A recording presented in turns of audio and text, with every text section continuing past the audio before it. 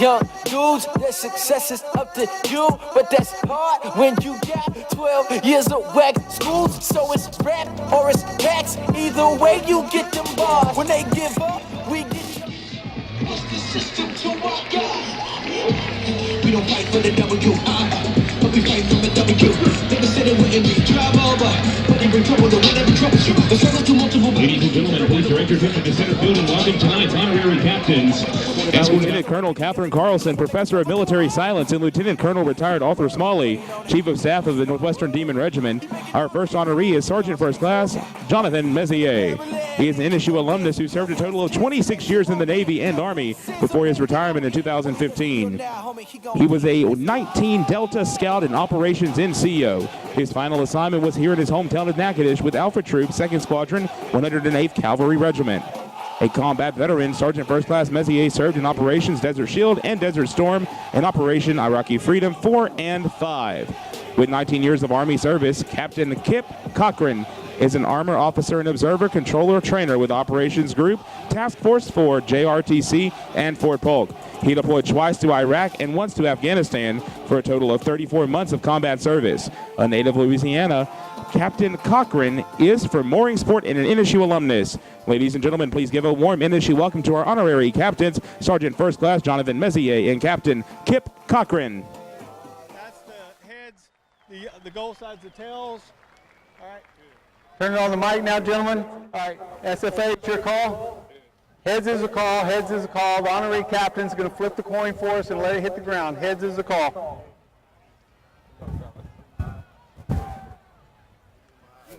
Tails is a call. Northwestern State's won the toss.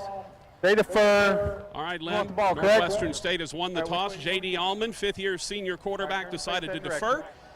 That means the Demons will be on defense first. Patrick, thank you very much. We'll see if Northwestern indeed elects to deal with this still strong southerly breeze. It looks like it's trying to turn at times. But well, Lynn, I want to break in. I don't know if you can see, Jay Thomas is actually about at the 50-yard line. Wants to kick away from the scoreboard. All right, turn and face that direction. Yeah, you just heard our head referee, Dan Lewis, specify Jay Thomas wants to take the wind. So SFA will receive. So he actually got out about almost to the numbers at midfield and said, look, we want to kick a certain direction instead of just deferring.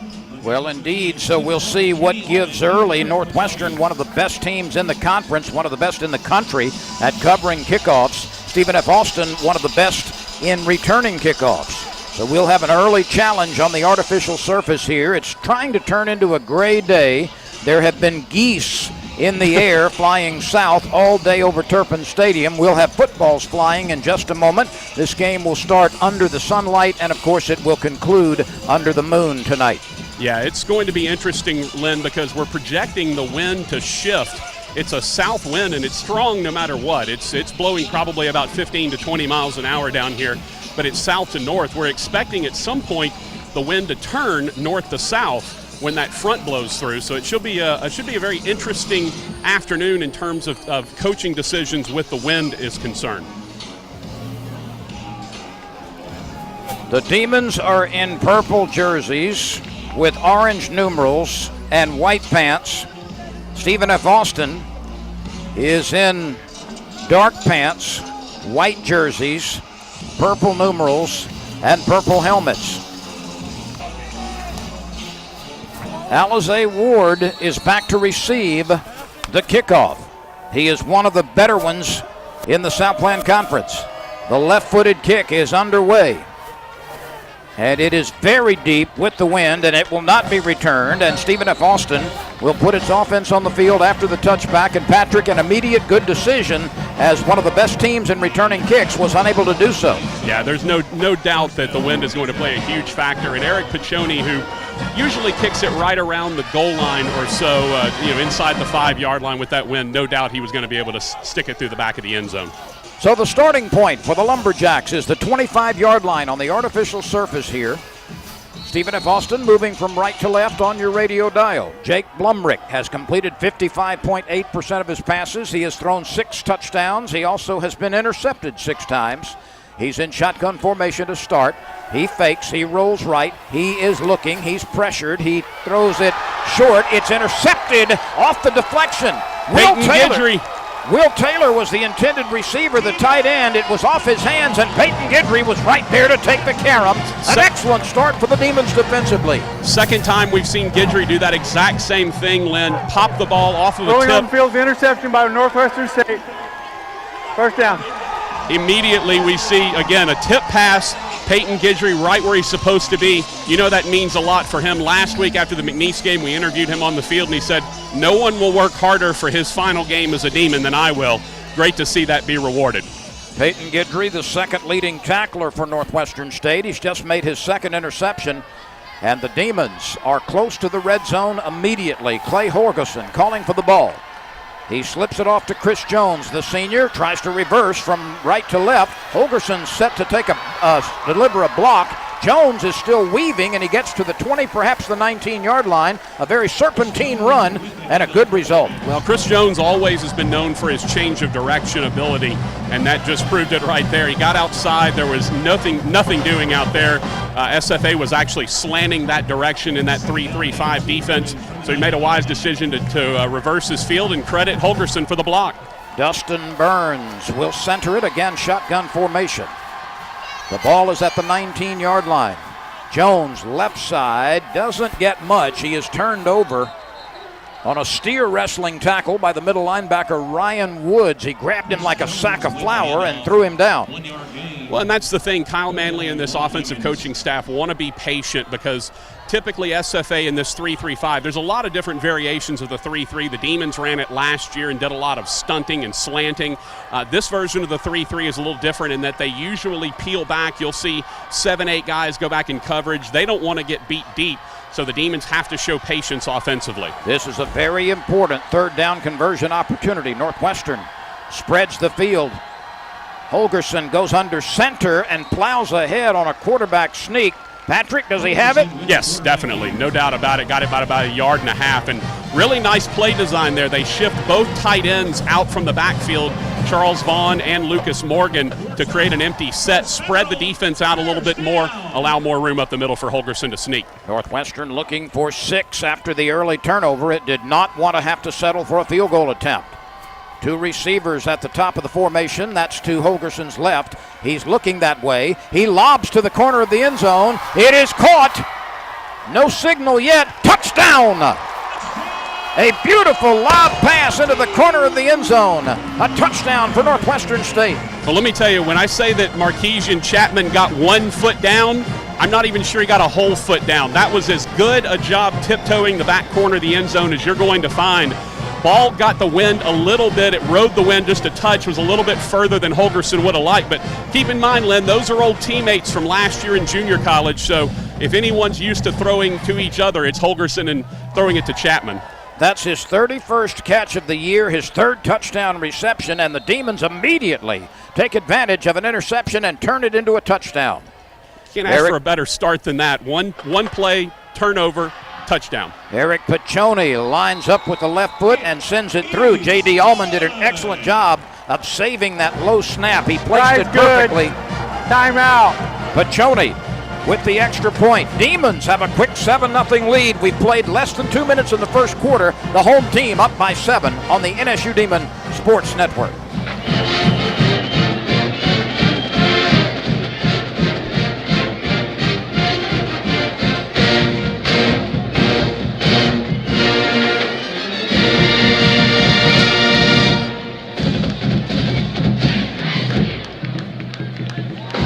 Ladies and gentlemen, please direct your attention to the 25-yard line for a special presentation to our game day title sponsors: the Fellowship of Christian Athletes, Suddenlink, Eagle Distributing, and Mid-South Bank. The strong sponsor support of these dedicated partners is vital to the success of NSU athletics. Let's give our game day title sponsors a Big Demon round of applause. Alizé Ward and Josh McGowan are back to receive Northwestern's second kickoff.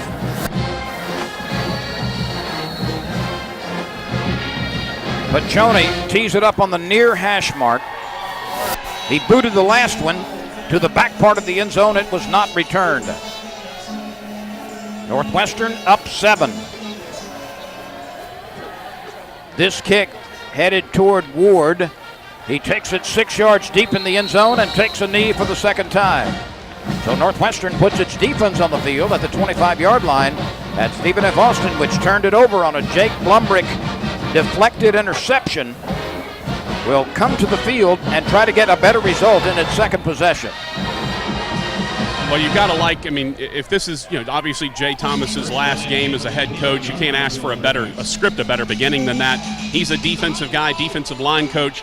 To get a deflection and an interception on play one and then the offense pay it off with a touchdown is perfect. If you just joined us, Peyton Guidry, the middle linebacker, was in the right place on the deflection off the tight end on a short rollout pass to the right side, and then Northwestern converted it into an impressive 6-point performance. Amos can't get much. Ijana Amos running to the left side, maybe a gain of 3. By the way, Lynn, let's give you the Foy Chevrolet Buick GMC and Manny scoring summary after this play. Jake Blumbrick making his 8th start, calling for the ball 4 yards behind the center. He hands it off, and there's running room for Amos. He's in the secondary on the near side, tries to throw a demon tackler down as he gets to the Northwestern 40, and he is turned over after a long gain down to the 38-yard line. It took Austin Balthazar, the free safety, to save perhaps a 6-pointer. Well, that was a really nice job of the offensive tackle, knocking out Krolchik and opening up that lane over the left side. 4 defensive linemen for the Demons. The pass this time goes to the 30-yard line. It's caught right there by Gorey. That's his 37th reception, and Peyton Guidry, the middle linebacker, was there. And Patrick, we've got a little after whistle confrontation here, a little pushing and shoving. Well, this game means a lot, Len. There's no doubt about that. These, as we mentioned, these two teams care about this ball game. By the way, the Foy Chevrolet Buick GMC and Manny scoring summary. The Demons went 4 plays, 27 yards, minute 47 seconds, 15 yards to Marquesian Chapman from Clay Holgerson. Demons lead 7-0. And a very critical 3rd down conversion on a quarterback sneak during that process. Blumbrick throws it out to the left side. He's got Amos. Amos tries to make a move, but he's turned over at the 25-yard line. However, that is good enough for a first down. He only needed 3. He got 4. Peyton Guidry was there for his 2nd consecutive stop from the middle linebacker position. And Stephen F. Austin now going without a huddle. 3 wide receivers to the wide side of the field. That's to the Lumberjacks' right. Blumbrick looking, not pressured, fires it short, incomplete. He looked like he was trying to get it to Pace, and that ball was out of his reach. Yeah, it was really nice coverage by Deron Littleton, the Demon corner. Knew the inside release was coming, was playing that inside release, made sure that he couldn't get an open lane for it. Offensive coordinator Gary Croton has sped up the Stephen F. Austin offense. 2nd and 10 from the 25-yard line on the artificial surface here at Turpin Stadium under gray skies. Blumbrick clapping his hands, wanting the football. He's got it. He fakes. He lobs. It is incomplete, overthrown, intended for Tamrick Pace, who is the leading receiver for Stephen F. Austin with 47 catches, but that one was out of his reach by 3 or 4 strides. Well, credit Pace. He made a great inside. It was a sluggo move, a slant and go, and he got past Littleton. Littleton bit on the slant. However, The throw was not very good from Blumrick, especially into the wind. It was just it was looking like a wounded duck up there. Definitely not a good throw. It's appropriate you mention wounded duck because duck season for much of Louisiana did open today. Third down from the 25-yard line. Blumrick slapping his hands, wanting the ball, takes it thigh high in the snap, looking, no pressure, throws a deep out, caught for a first down. Well done by the young quarterback Blumrick. And a catch on the far sideline. Looks like Gorey. That was well delivered, a clutch throw, and Stephen F. Austin moves the chains. They're going to catch 12 men on the field here. Throw goes to the right side, and there is a marker down. This is going to be 12 men against the Demons. They were trying to run Lionel Williams off the field, switch personnel, but SFA was moving too fast. And keep in mind the rule in college is if the offense doesn't substitute, they don't have to wait. If they do substitute, they have to wait and allow the defense an opportunity to match. Illegal substitution, 12 men on the field on the defense. That's a 5-yard penalty. Replay first down. The original game The replay system is currently not operational. There will be no replay at this point. Brittany, come.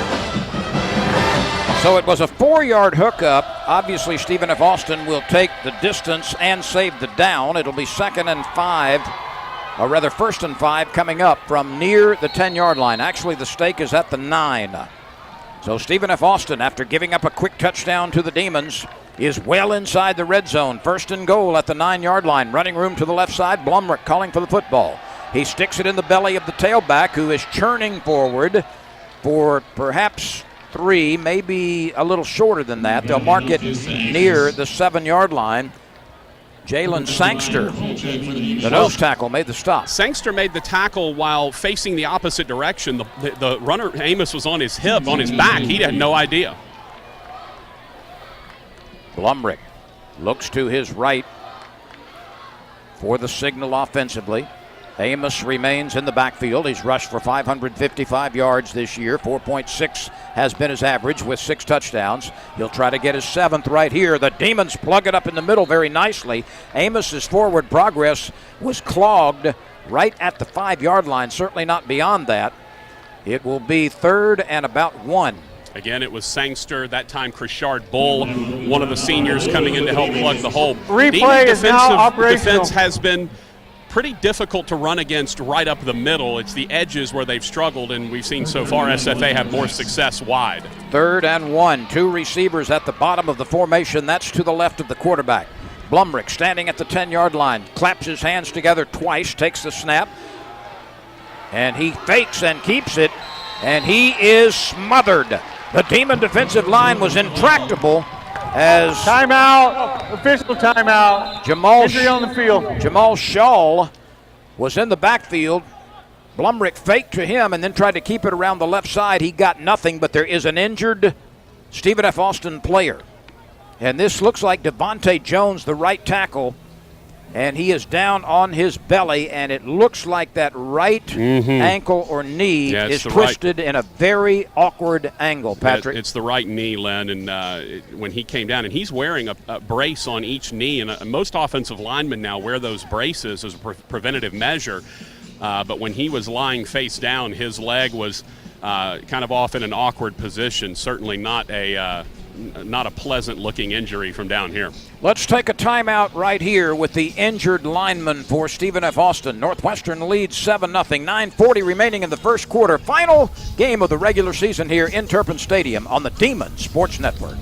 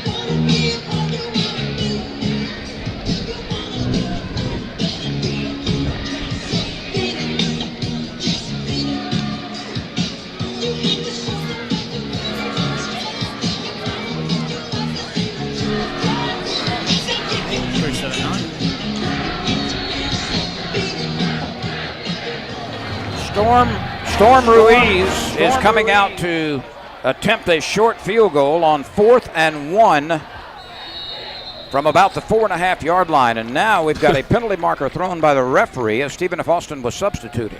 Legal substitution, offense, 12 men in formation, 5-yard penalty, remains 4th down. This should not be much of a burden for Ruiz. He's been a very good kicker. 14 for 16 this year with a 43 longest effort. He's not missed a point after. He's 21 for 21. This will be essentially a 27-yard attempt with the angle to the left side. He is a right-footed kicker. Ryan Cottingham will hold it. Chris Wilkerson will snap it. The kick is away, and it is good. No good. Nope, wide right. He missed it.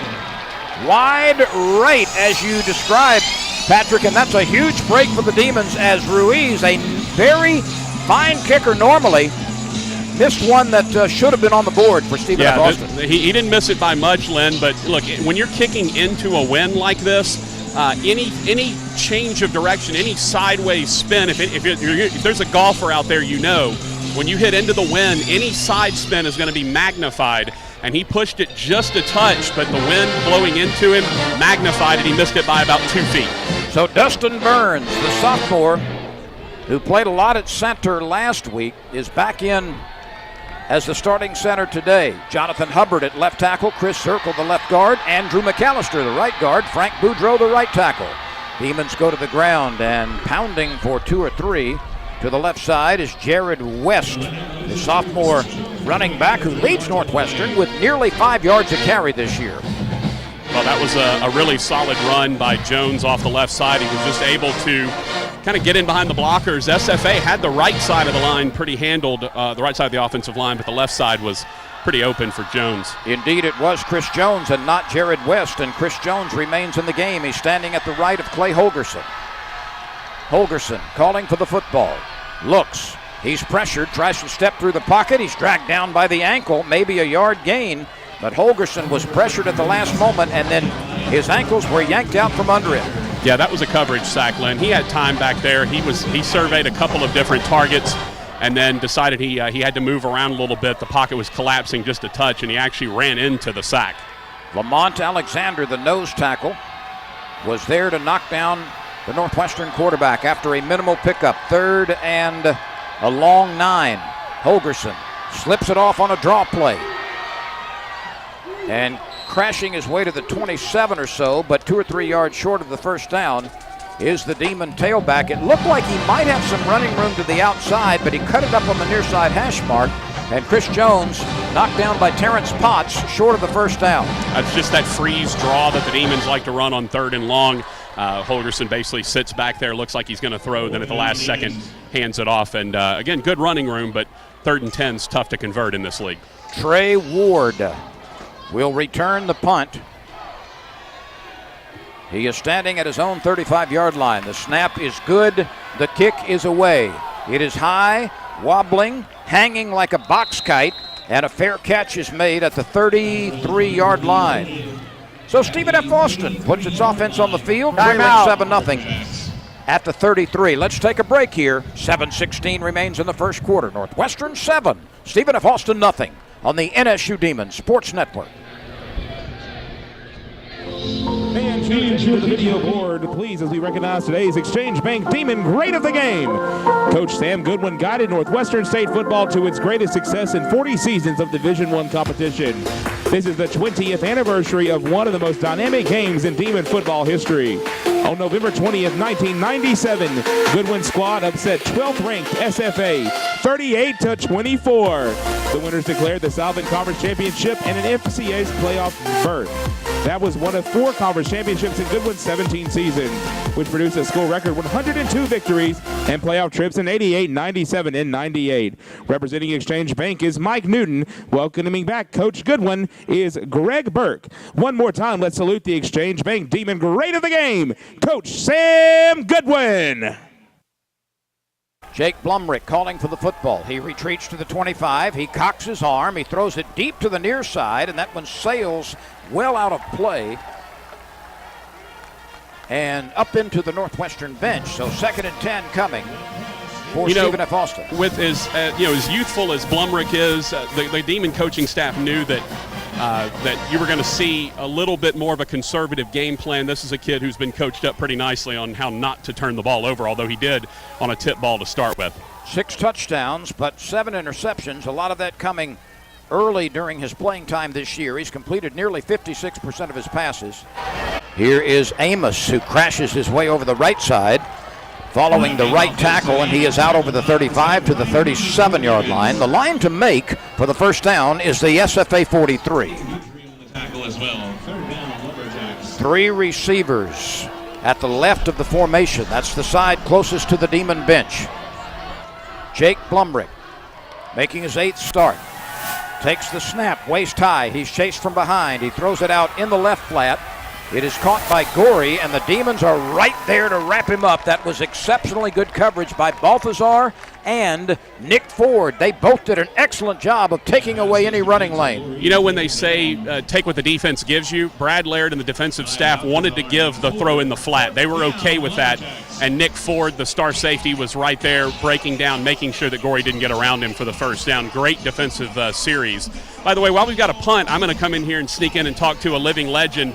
Not George Etheridge, who's on my right, but Sam Goodwin, who's on my left. And Sam, you're the Demon grade of the game today. Tell me about, just almost missed a block, but I think we're going to have a flag for running into the kicker or maybe roughing the kicker here on that punt. But Sam, tell us about what you've been up to and what it means to be honored as the grade of the game today. Well, what really pleased me was the pictures they were showing of the time that I was here. I have some great memories up there on that board, but I'm back. I'm helping coach out at Lakeview here in town. Still living here in Natchitoches, and keeping myself busy. That's all you can do. Let's get the call from our head referee here on Demons came after that punt. It looked like they got him. Running into the kicker, number 36 on the defense. 5-yard penalty that results in a first down. Well, that's obviously a big penalty there, Len. You give up, or you get the 3 and out that you were looking for defensively, and then the running into the kicker gives them the 5 for the first down. Sam, this is obviously Coach Goodwin. This is the battle for Chief Caddo. You've been in a lot of these games. How special is this rivalry? Oh, it's a great rivalry, and there's been so many games that got down right to the wire playing for this. In 88 and 89, both years, it was whoever won that game was going to go represent the conference in the playoffs. And then 97, God, what a great game here. And then 98 was a game where we thought we were going to win, and we got that big lead, and then they hit a Hail Mary right at half, and we end up throwing a halfback pass at the end of the game to secure the victory. It was, and of course, went on to finish Final Four of the championship that year. Blumrick fakes left. He throws it back outside in the flat. Gorey's got it, and the Demons have Gorey.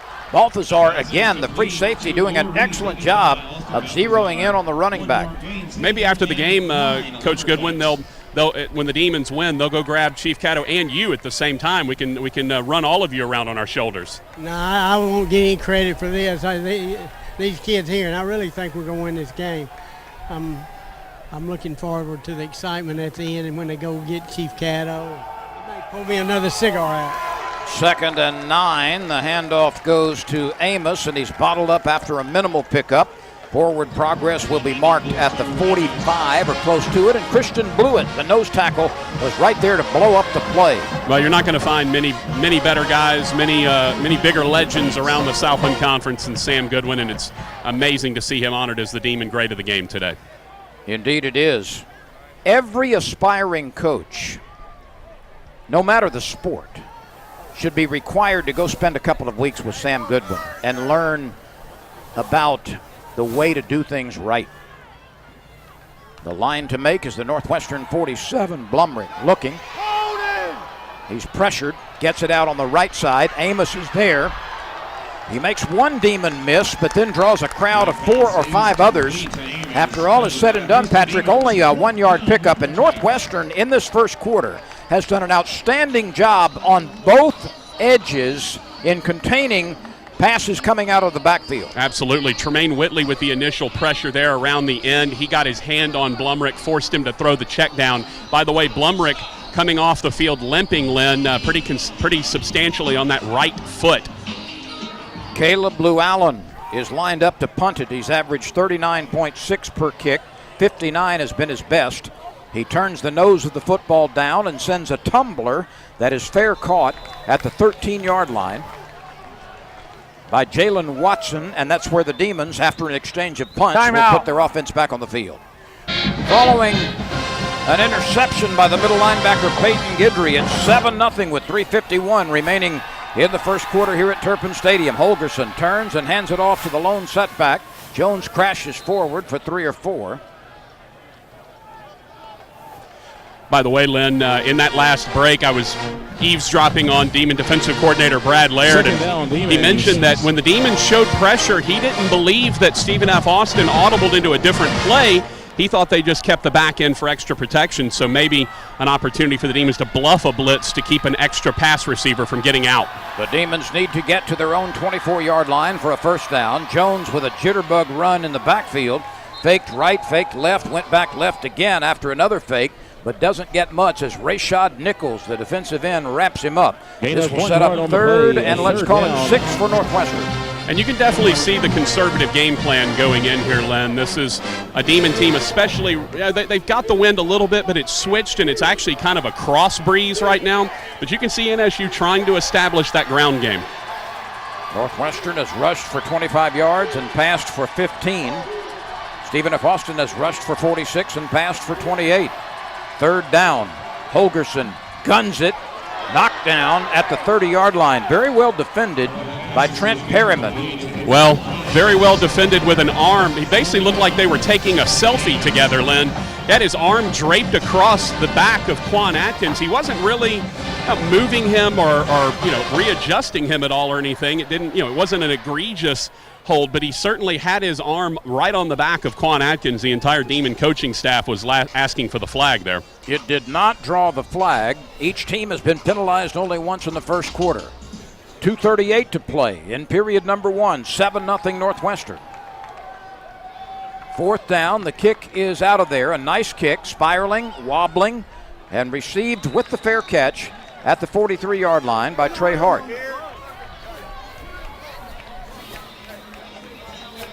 So Stephen F. Austin gradually improving its field position after an exchange of punts, and will start right here at the 43-yard line on the far side hash mark. Well, in a game like this, when you feel like maybe both teams are sort of feeling each other out, and with the wind being what it is, you figure it probably won't be a high-scoring game unless someone gets something going on the ground. The field position battle, not a bad game to play. There's been one turnover. It was Northwestern with the interception. The Demons turned it into a quick touchdown to start the game. Amos cannot get started out of the backfield.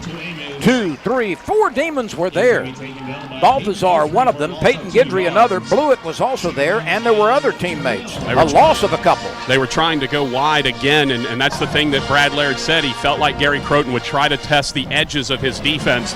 They tried a wide sweep there. Credit the outside of the line, setting the edge and forcing it back inside to Guidry. 2 receivers left, 2 receivers right.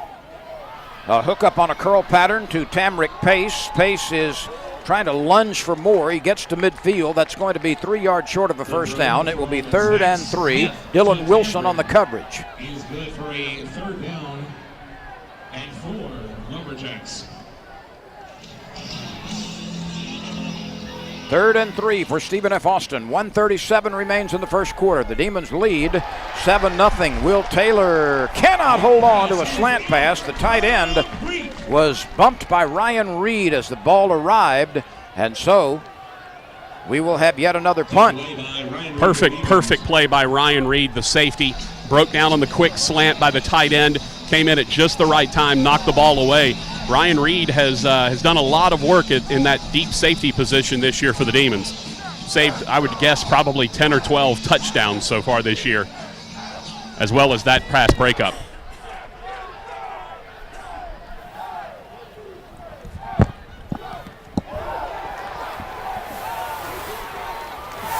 The punt is away. It's mishit. Yeah, I can't tell if that was blocked. The Demons are celebrating like they blocked it. I couldn't quite see, but it certainly came out like it got blocked. Well, Caleb Llewellyn hit the deck again.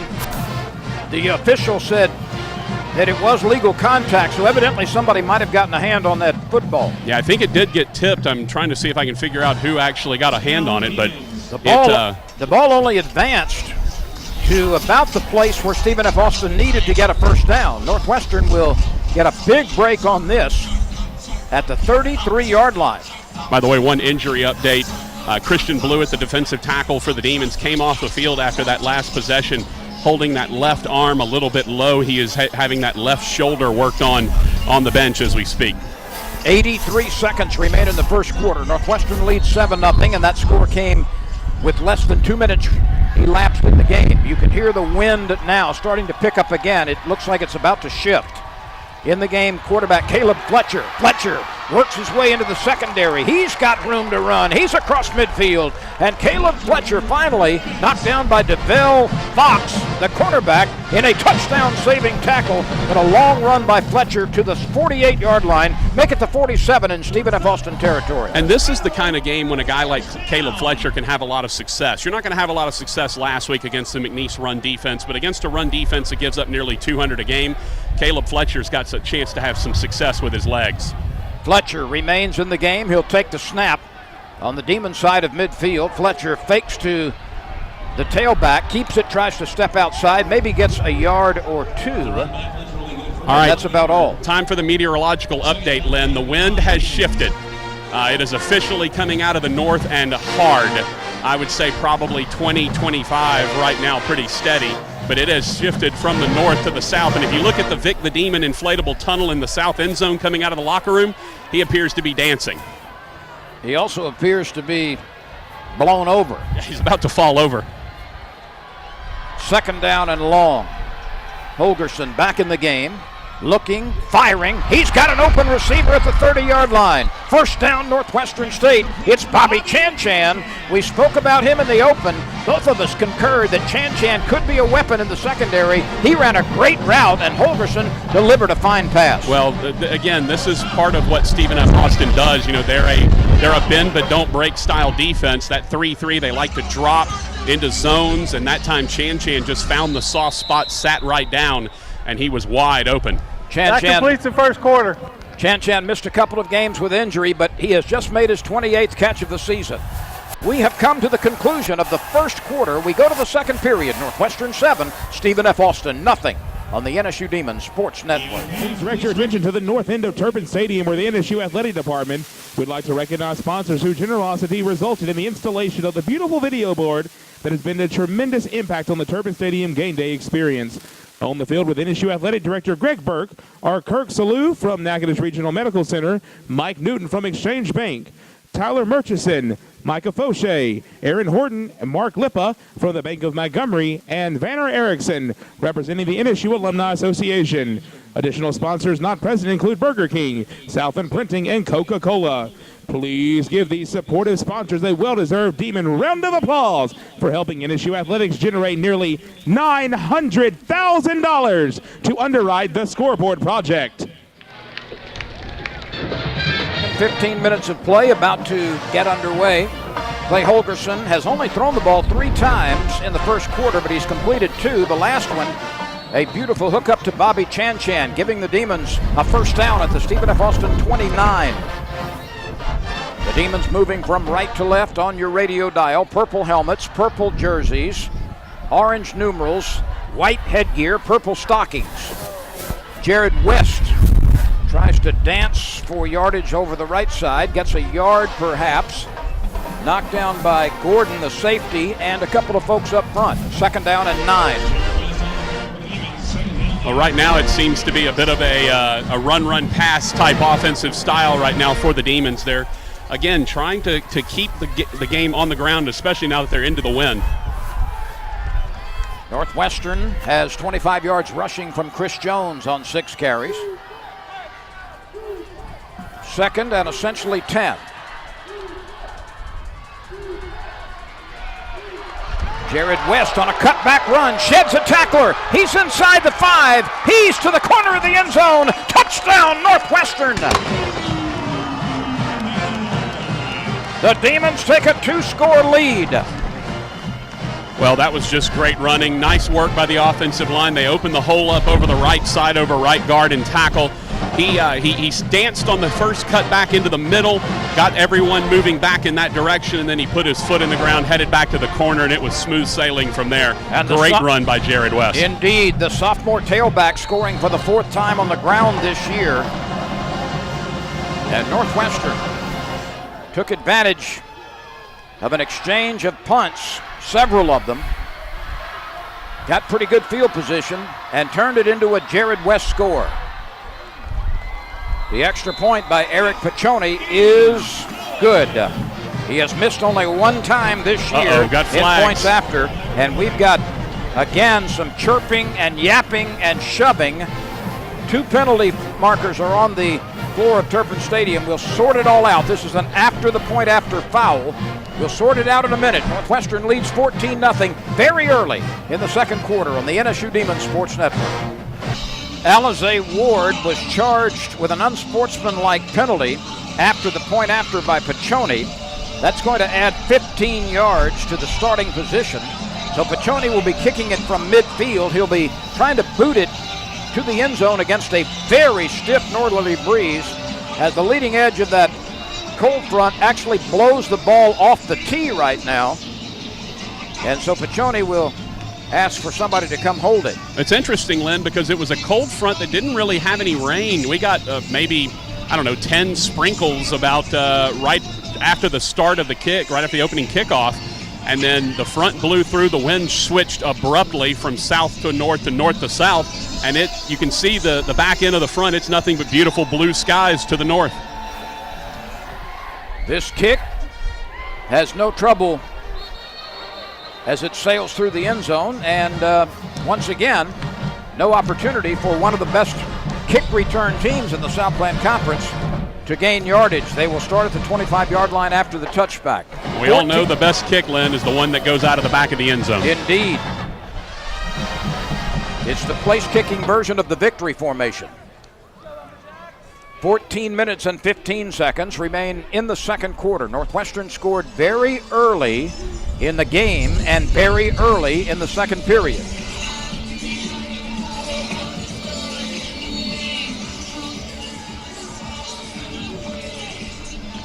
Jake Blumrick has thrown the ball 10 times. He's completed 6, but only for 28 yards. This time he hands off to Shaw. Shaw dances to the left side, and he's wrapped up immediately by Peyton Guidry. Peyton Guidry's having a heck of a game here in the first quarter, plus some in the second. Already a great game. By the way, it's true freshman Zach Smith that's now in at quarterback out of Pearland, Texas. I mentioned Jake Blumrick went off the field last possession with an ankle injury. Zach Smith has only thrown 4 passes this year. He's completed 2. So Stephen F. Austin working with a handicap at quarterback. You know, it's interesting, Lynn. The Demons have faced basically tremendous quarterbacks or completely inexperienced quarterbacks. There's no one in between that they faced yet. It's either former FBS transfers like Southeastern Louisiana and Incarnate Word, or Lamar had rather, or they face a guy like Hayden Hildebrand at Central Arkansas, or it's freshmen that no one's seen like Anthony for Abilene Christian. 3rd and long. Shaw after the short gain sets up the 3rd and long. The pass to the right side, and Gorey can't handle it. Balthazar was guarding, and Northwestern's going to get the ball again in short order. Not a bad throw from Smith on the deep out pattern. It was just a little low and wide, but if you're going to miss on that particular pattern, that's the way to miss, to make sure that only your receiver's got a shot at it. Jalen Watson retreats to his 30-yard line. Watson's been a bit of an adventure back there as well. He's only had to be back there. This is his second game returning punts after the injury to Hayden Bourgeois. Chris Wilkerson with the snap. The kick angles right. It's mishit. Let's see where they mark this. It's going to be close to midfield. Another very poor punt. And let's see where Northwestern will start. It's going to be right at the 50-yard line. So that's a 22-yard kick. And the Demons, again, will have an advantageous starting position. They've got half the length of the field to go. Let's take a timeout. 13:09 remaining in the first half. Northwestern 14, Stephen F. Austin nothing in the battle for Chief Caddo. This is the NSU Demons Sports Radio Network. It's our commitment to you. We strive to help you become who you want to be, who you can be. You will graduate from Northwestern State University prepared for a career, prepared for life. A university experience founded on 130 years of tradition, laser focused on your future. Northwestern State University, dedicated to one goal, yours.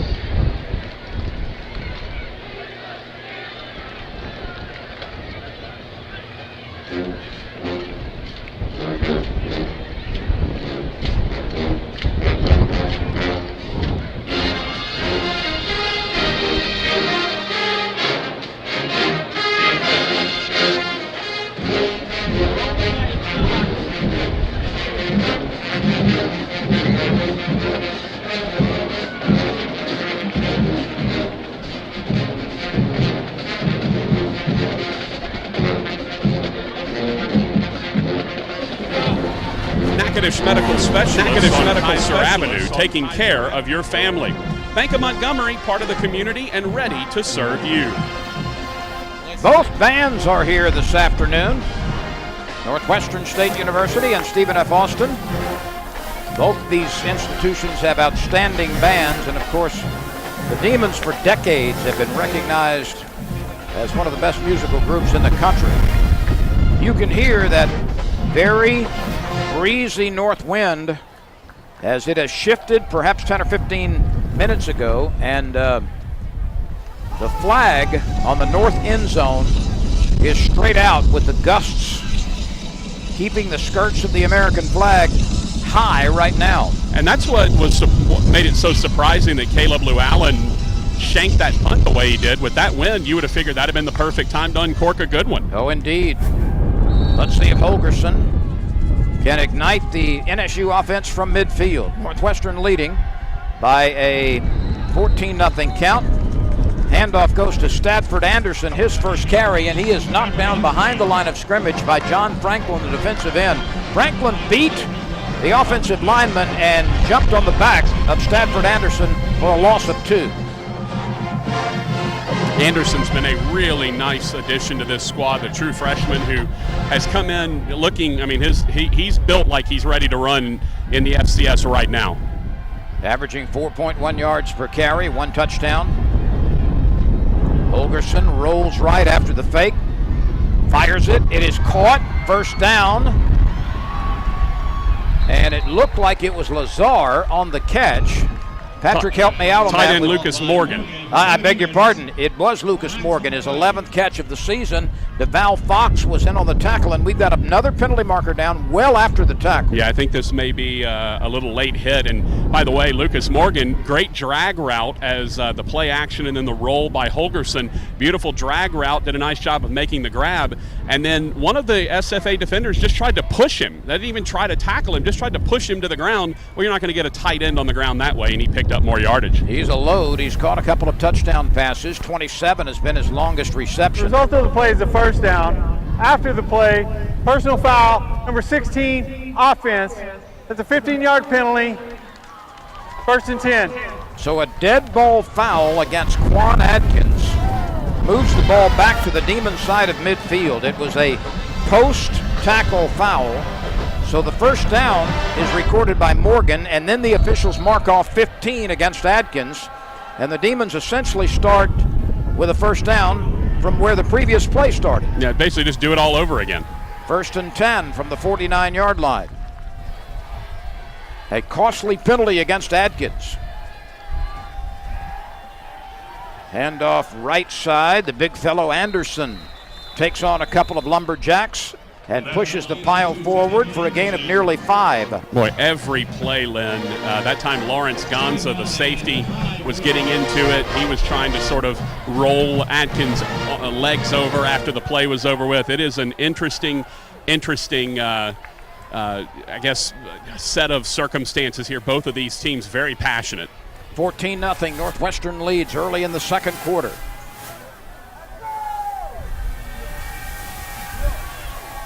Nothing doing. The Demons staying on the ground. And a very solid tackle made right there at the 45-yard line, essentially the line of scrimmage. That was Trenton Gordon. As he took out the Demon tailback, Northwestern will make a couple of substitutions now. Kalen Meggs, a tight end, leaves the game. Let's see if the Demons throw it. They need 4 yards. They've got to get to the 41 to sustain the drive. By the way, Len, I just checked to see who deflected the punt a couple of punts ago. It was Corbin James, the linebacker, who got in there and got his hand on it. Give him credit, indeed. A big part of this game, 3rd down. The whole box is being stacked defensively. Let's see if Holgerson throws it. He will. Looking, throws it short. Got a man for a first down, 40. Pulls away momentarily at the 35 and goes down near the 30-yard line. Back out of the backfield. Well done. They slipped Stadford Anderson into the mess at the line of scrimmage like he's going to stay in and block, and at the last second he released out the flat. He was wide open. And Patrick, I think you'll agree that was an excellent play call. Demons needed only 4, and they used the whole field to get it. Stadford Anderson makes only his 4th reception of the season, but a big one there to move the chains. First down, 31-yard line. The Demons are facing a very stiff breeze. Holgerson fakes, looks, throws it out to Anderson again. He's wide open. 25, 20, 15, 10, down to the 7-yard line. Nobody guarded Stadford Anderson after Holgerson made the initial fake to him. Well, obviously Kyle Manley's seen something from upstairs. He moved upstairs a couple of games ago, really mid-season. Said he's been able to see things a lot better.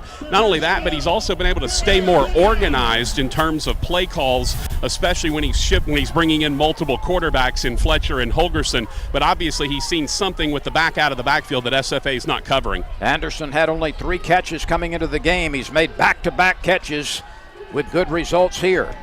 He'll take the handoff, steps outside, 5, plants his foot. Flag goes down. Anderson goes down. We'll check the penalty marker as Alize Ward, the safety, made an excellent stop on the runaway train Stadford Anderson at the 5-yard line. That was a big collision, Patrick. Holding, number 31, offense, 10-yard penalty, replay first down. Charles Vaughn, the tight end, who has not caught a pass but often is in the game in short yardage situations, gets called for the holding penalty, and that's a costly one. Yeah, I mean, you're looking at 2nd and goal from the 5 versus 1st and goal from the 15. It's not what you want to have, but maybe an opportunity here for Holgerson to throw. It opens up the end zone a little bit. Bryson Bork and Jalen Watson come to the near side as dual receivers. There's also a receiver at the top of the formation. He comes in motion and takes the speed handoff and edges his way to the 10, the 9, maybe the 8-yard line. That's Chapman. He caught a touchdown pass very early in the game. Pretty good result on that first down play to the 9-yard line. 2nd and goal from there after the stop by Anthony Jacobs, one of the linebackers. Well, the Demons have got burned a couple of times on that play, the jet sweep, the hand sweep, whatever you want to call it, last week against McNeese. So nice to see them have a little bit of success with it themselves. Holgerson needs 9 yards to the end zone. 2nd and goal. 8:56 remains in the second quarter. Northwestern 14, Stephen F. Austin nothing. Holgerson is pressured, he's hit, throws it short. It wobbles and falls in front of the defender at the goal line. Now that was just pressure right up the middle of the field. As you know, Len, quarterbacks, the pressure they hate the worst is the one that comes right in their face. And Holgerson just had to throw that one away before he ever had a shot to get set. 3rd and goal from the 9. The Demons moving into the north breeze from right to left on your radio dial. In the shadows right now on the artificial surface at Turpin Stadium. Stadford Anderson stands at Holgerson's left. Running room to the right side. Holgerson takes the direct snap, looks, sets up, guns, caught, touchdown! Jalen Watson! Holgerson delivered a missile right into the chest of Jalen Watson. Well, you're not going to find a better route run than that, Lynn. It was simply a slant and go, a sluggo that we've seen a couple of times already from both of these squads. That time Watson sold the slant hard for about 3 steps, then broke back to the pylon, and Holgerson, as you described, threw an absolute missile. No wind will stop that ball that he just threw.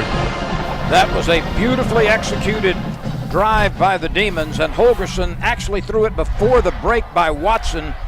A nifty hookup. Holgerson with a couple of touchdown passes in the first half. The left-footed extra point off the foot of Eric Piccioni is good, and the Demons take a 21-0 lead over Stephen F. Austin. 8:46 remains. Timeout in the first half. Northwestern up by 3 touchdowns against the Lumberjacks on the NSU Demon Radio Network. At this time, would you please welcome to the field 2017 senior class of the Purple Pizzazz Pom-Pom Line.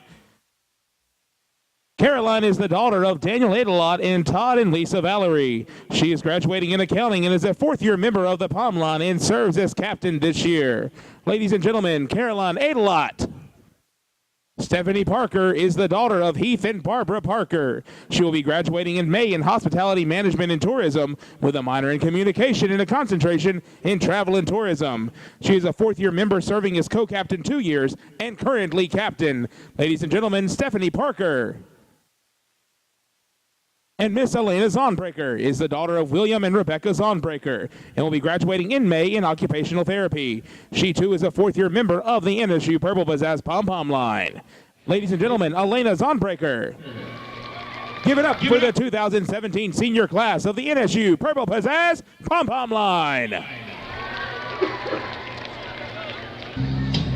First downs in this game have all come from Northwestern, and Holgerson has not had any difficulty with the win, Patrick. Not at all, Lynn. Your Foy Chevrolet Buick GMC and Manny scoring summary.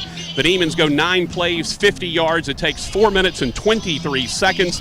That was a 9-yard completion from Clay Holgerson to Jalen Watson on a beautiful sluggo route, slant and go, and the Demons take the 21-0 lead. Eric Piccioni places it on the tee at the 35-yard line on the far hash mark. The left footer hits a tumbler, and it will be returned by Ward. He starts 2 yards deep in the end zone, and he is wrapped up, shakes a tackle, goes back toward his own side of the field, hurdles another tackler, and finally goes down at the 27-yard line. There was a lot of sugar for the dime in that return. Well, there's a reason why he's one of the best in the game, Len, and he showed it there, although I'm not sure. Look, yes, I know that that hurdling is sort of the in thing to do right now. We see a lot of guys that want to hurdle. Saquon Barkley at Penn State seems to be the leading guy that likes to hurdle people, but I'm not sure that you're going to be hurdling anyone out here and having any success with it. Jake Blumrick has returned at quarterback after being on the sideline for one quick series.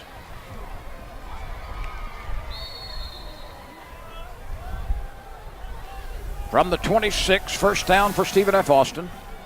Amos sets up at the quarterback's right. And we will have flags and whistles. It appeared very clearly that the tight end, Will Taylor, came out of the stance prematurely.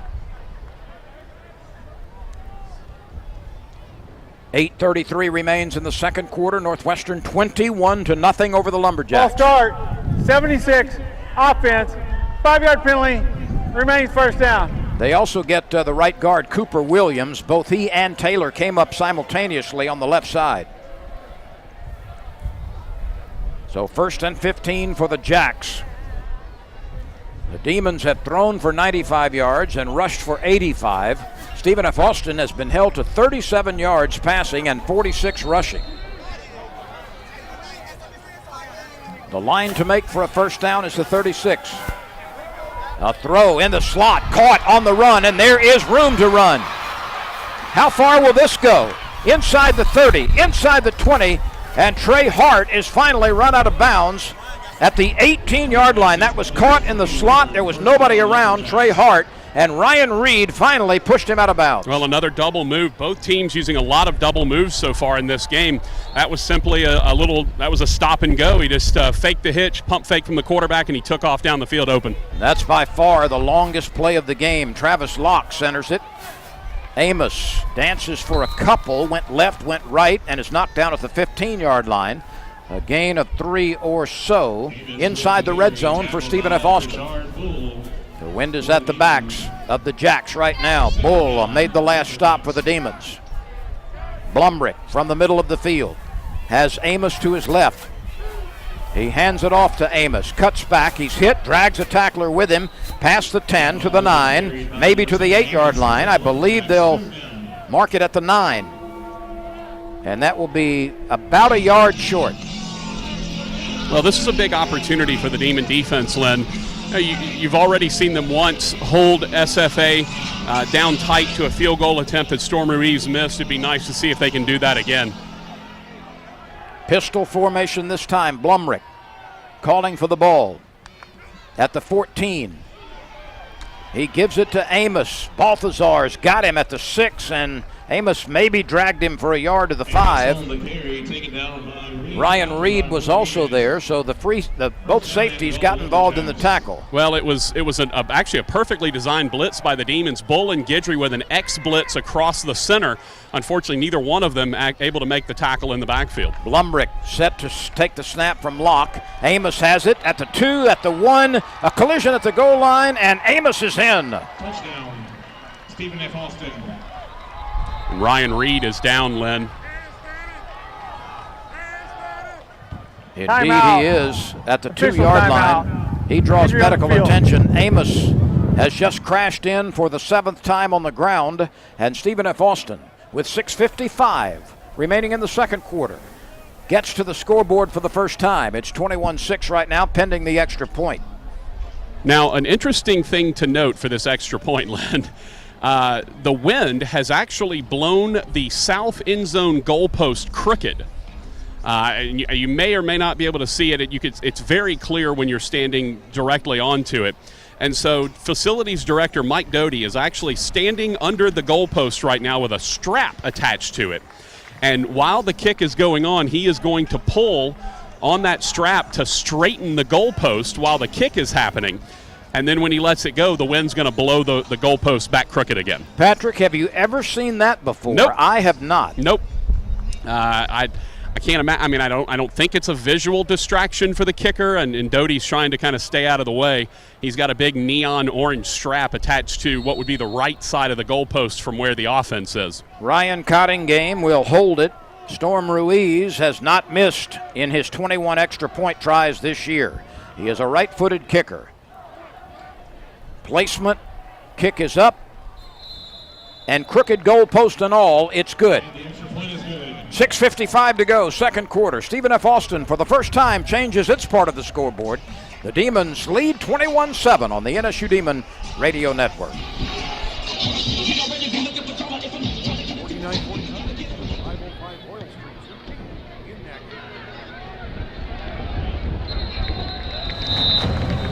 Sabine State Bank with a location near you. Kelly and Townsend, the legal experts you need. Call our team today at 352-2352. The kickoff angles to the left side. It bounces out of bounds, and Northwestern is going to get a good starting position. You know, we say this is a north to south wind, Lynn, but it's really more of a crosswind. It's moving across from basically west to east. Legal kick out of bounds. Kicking team. Start roll the ball, be placed at the 35-yard line. First down. So a right-footed kicker who hits a draw, as Ruiz appears to, that wind's just going to carry that draw right out of bounds. That Stephen F. Austin touchdown drive was set up by a 61-yard hookup between Blumrick and Trey Hart. Hart's previous longest catch was 41, so he exceeded that by 20 on that pickup. That set it up for Stephen F. Austin. Let's see what Holgerson does here. He hands it off, and there's running room to the right side, to midfield, to the 40. And the Demon tailback is turned over. We've got a penalty marker down. It appears there will be yardage added to the run by Chris Jones with illegal contact on the face mask. Yeah, I think it's a horse collar tackle. Chris Jones, penalty markers on the field. Chris Jones hit the right side. He had a schism through which to run. He's still got a burst even after the injury last year. Absolutely. Has a 90-yard touchdown Personal run this foul, year. horse collar tackle, number 38, defense, 15-yard penalty, we added at the end of the run, first down. Trenton Gordon with the illegal horse collar tackle. So the long run by Chris Jones is aided with 15 more to the 21-yard line. By the way, your Foy Chevrolet Buick GMC and Manny scoring summary for the Lumberjacks. 5 plays, 74 yards, and it was a 5-yard touchdown run by Kachana Amos. Jones's longest run of the game prior to that one was only 8 yards. A counter handoff to Jones. He gets a yard maybe to the 20, maybe not. A minimal pickup. Ryan Woods, the middle linebacker, was there, and we've got another flag after the play. I hate to use such an obvious pun, Patrick, but it's a little chippy on the part of the Lumberjacks. Well, when you spend your entire time around a guy holding an axe, it can get that way. Let's check this penalty marker. After the play, unsportsmanlike conduct, number 94, defense, half the distance to the goal, automatic first down. That's number 94's first unsportsmanlike of the half. So 2 defensive players, by the way, the latest penalty coming on Dimitri and Amy, but Alize Ward and now Amy both called for unsportsmanlike penalty calls, and that has aided Northwestern immensely. It's going to be first and goal from the 10-yard line. I'm going to do a play prediction right here. Slot fade to Quan Atkins at 6'4". Oh, no, it's Caleb Fletcher in, maybe not. Fletcher calling for the ball. Fakes the speed handoff and then plunges into the middle of the line for very little, if anything. Actually, he lost a yard. And Holgerson will come back in. That play went nowhere. Second and goal from the 11. The reason I said that, and I didn't see that Fletcher was in until the last second, he's usually not going to be the guy to throw it. You know, Quan Atkins at 6'4", he's got incredible athleticism. He's got great jumping ability. You get him singled, and you think, why not give him a shot to go get one in the back of the end zone? He does it on the baseball. Right. He does it on the baseball field. Let's see if he can do it here. Second and goal from outside the 10-yard line. Holgerson looks, throws the fade. Chan the target, and it's incomplete. Oh, that was obvious pass interference, Len. Not even a question. Eli Jones, the corner, just reached out with his forearm and shoved Bobby Chan about 4 yards into the back of the end zone. Demon coaching staff furious at that one not getting called. There is no penalty marker. Third and goal from the 11-yard line. Chan comes to the near side. There's a slot receiver there as well. That's Chapman.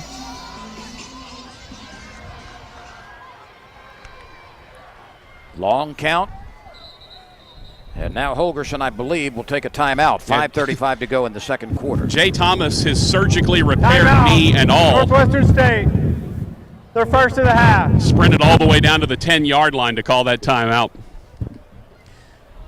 And alertly so, because the Demons have an opportunity to regain a 21-point lead. Northwestern 21, Stephen F. Austin 7 with 5:35 remaining in this first half. By the way, coming up right during halftime, Len, we'll have our conversation with Demon head coach Jay Thomas walking off the field. Then we'll have our Tony Sachery's trivia question, an opportunity for someone to win $40 gift pack of Tony Sachery's. You'll call 352-9696 with the answer to the trivia question I'll give you. And then coming up at halftime with all of the things that are going on right now, obviously this being Jay Thomas's last game as head coach, we're going to speak to Greg Burke, Demon Athletic Director, get his thoughts on what all went into that decision and then what we expect to see in terms of timeline from there moving forward. An interesting halftime show coming your way. Don't go anywhere. Holgerson is 6 for 9 for 95 yards and a couple of touchdowns. Anderson has a couple of catches to lead the way for 38 yards, and those came in a back-to-back drive. Chan, Morgan, Chapman, and Watson each have one catch. Holgerson looks right, throws a left, throws back right on the screen. Got a receiver inside the 10 to the 5 to the 4, and that's about all. It looked like Cameron Lazar on the reception. Yep, and credit Lamont Alexander, the big defensive tackle at 6'3", 305, because that was a tunnel screen. The offensive lineman on the right side release to try to kick out, allow Lazar to come back towards the middle of the field. And usually if you're going to get that stopped around the line of scrimmage or for a short gain, it's going to have to be a defensive lineman that peels back, and Lamont Alexander was the guy. Eric Piccioni will attempt a 22-yard field goal into the wind. He's 12 for 16. There's a severe angle to the left side. They're going to place this thing on the far hash mark. Now the holder and Piccioni come over to the sideline. The rest of the Demons I think are they're still lined up. I think they may take the delay of game here, actually, Len, and I think because the angle's so severe. It is very much a severe angle. By the way, holder is fifth-year senior J.D. Allman, guy who started the season at quarterback. Play a game. Offense, number 5, 5-yard penalty, remains third down. I'm not sure why the holder. Correction, fourth down. I'm not sure why the holder gets called for that delay of game and not the kicker, but J.D. Almond, who began the season as the starting quarterback and obviously was replaced by Clay Holderson the penalty is midseason. declined. Well, Stephen F. Austin has declined the penalty. And that's something I also don't understand, Lynn. A lot of times when you see punters take delay of game penalties to try to get a little bit more room to pooch kick, why doesn't the defense just decline it? We'll see how Piccioni handles the angle and the wind. A 22-yard attempt. The ball is in the air. It is struck well, and it is good. No problems for Eric Piccioni.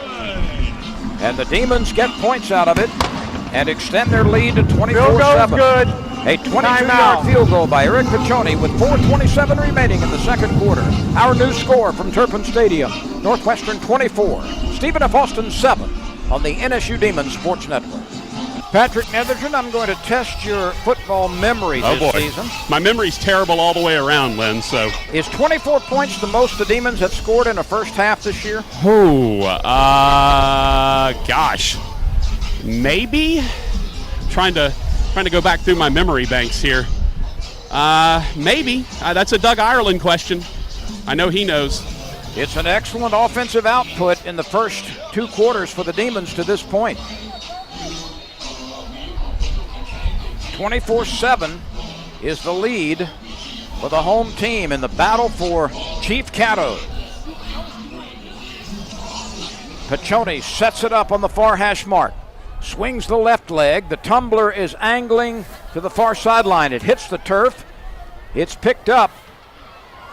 And a return coming to the near side out to the 20, 25, 27, 28-yard line. There is a penalty marker down. That's a hold.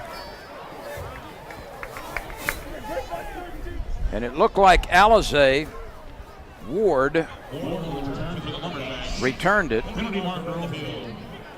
It's always amusing when there's a hold on a kick because you just hear the entire sideline in unison. Hold! Holding, number 7, return team. It's a 10-yard penalty. Correction, half the distance to the goal. First down. By the way, your Foy Chevrolet Buick GMC and Manny scoring summary. The Demons went 6 plays, 61 yards. It took 2 minutes, 28 seconds off the clock. And Eric Piccioni, 22-yard field goal, give the Demons a 24-7 lead. Northwestern has 2 timeouts to use if it wishes. Stephen F. Austin has its full complement of 3. 4 minutes and 18 seconds remain in the second quarter. Stephen F. Austin will be working with a swirling wind mostly at its back. This drive will start inside the 10-yard line. The Lumberjacks are 91 yards away from their first or second touchdown today. And working from the shadows on the artificial surface at Turpin Stadium. The lights have been turned on since the beginning. Short pass over the middle, caught on the run for a first down.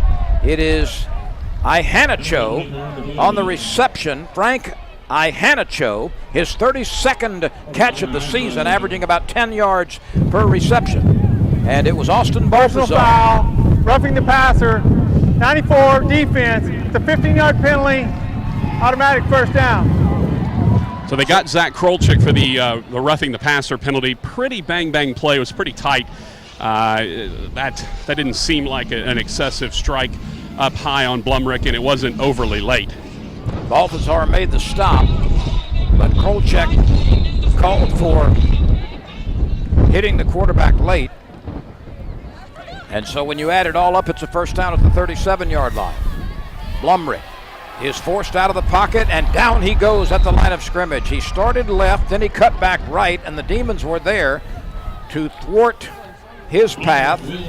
Lynn Clark and others in on the stop. Well, that's just good coverage. They were trying for something quick over the middle. They had double slants going on the left side. It wasn't there. So Blumrick had to pull it down, try to reestablish position in the pocket, and the Demons collapsed it. Krolczyk also involved with the tackle at the line of scrimmage. Second down and 10. Blumrick claps his hands together, wants the football.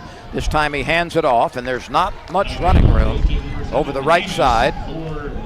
That one carried by Amos for, let's call it 3. The line to make for a first down is the Stephen F. Austin 47. Guidry once again on the stop, Len. He is having a whale of a first half. He certainly is. 3 receivers at the quarterback's left. That's the wide side of the field. The football on the near hash mark.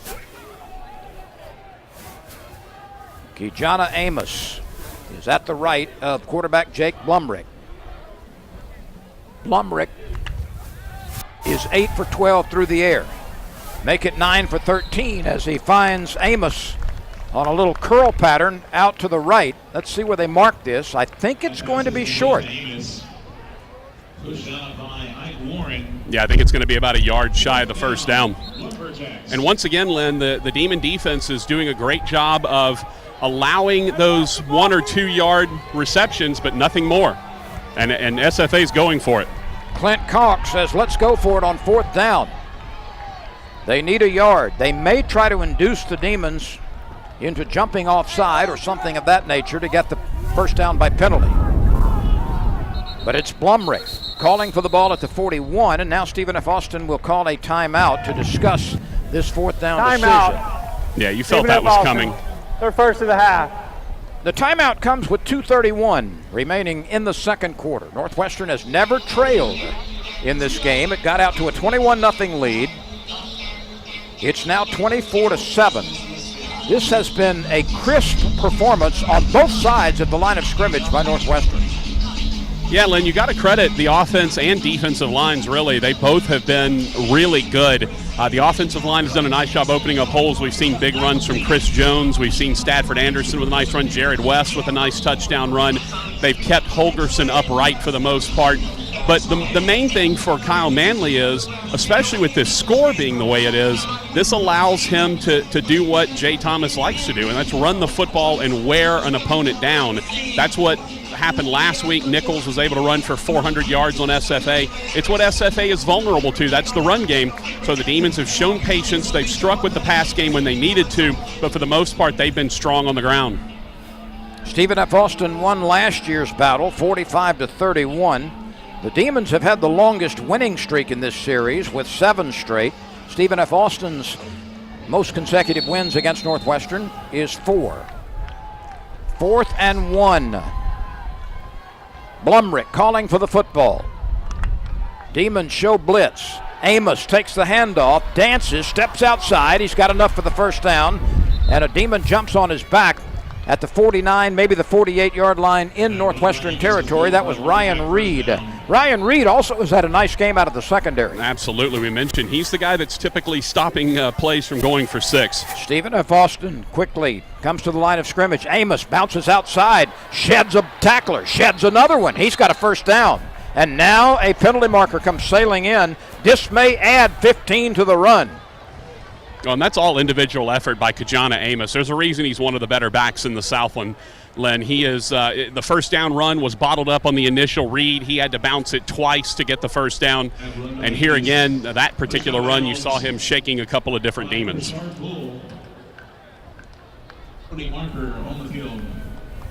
We are sorting out the penalty marker. If it's against Northwestern, it might be the second late hit penalty in this drive. After the play, personal foul, late hit out of bounds on the defense. It's a 15-yard penalty added to the end of the run. Automatic first down.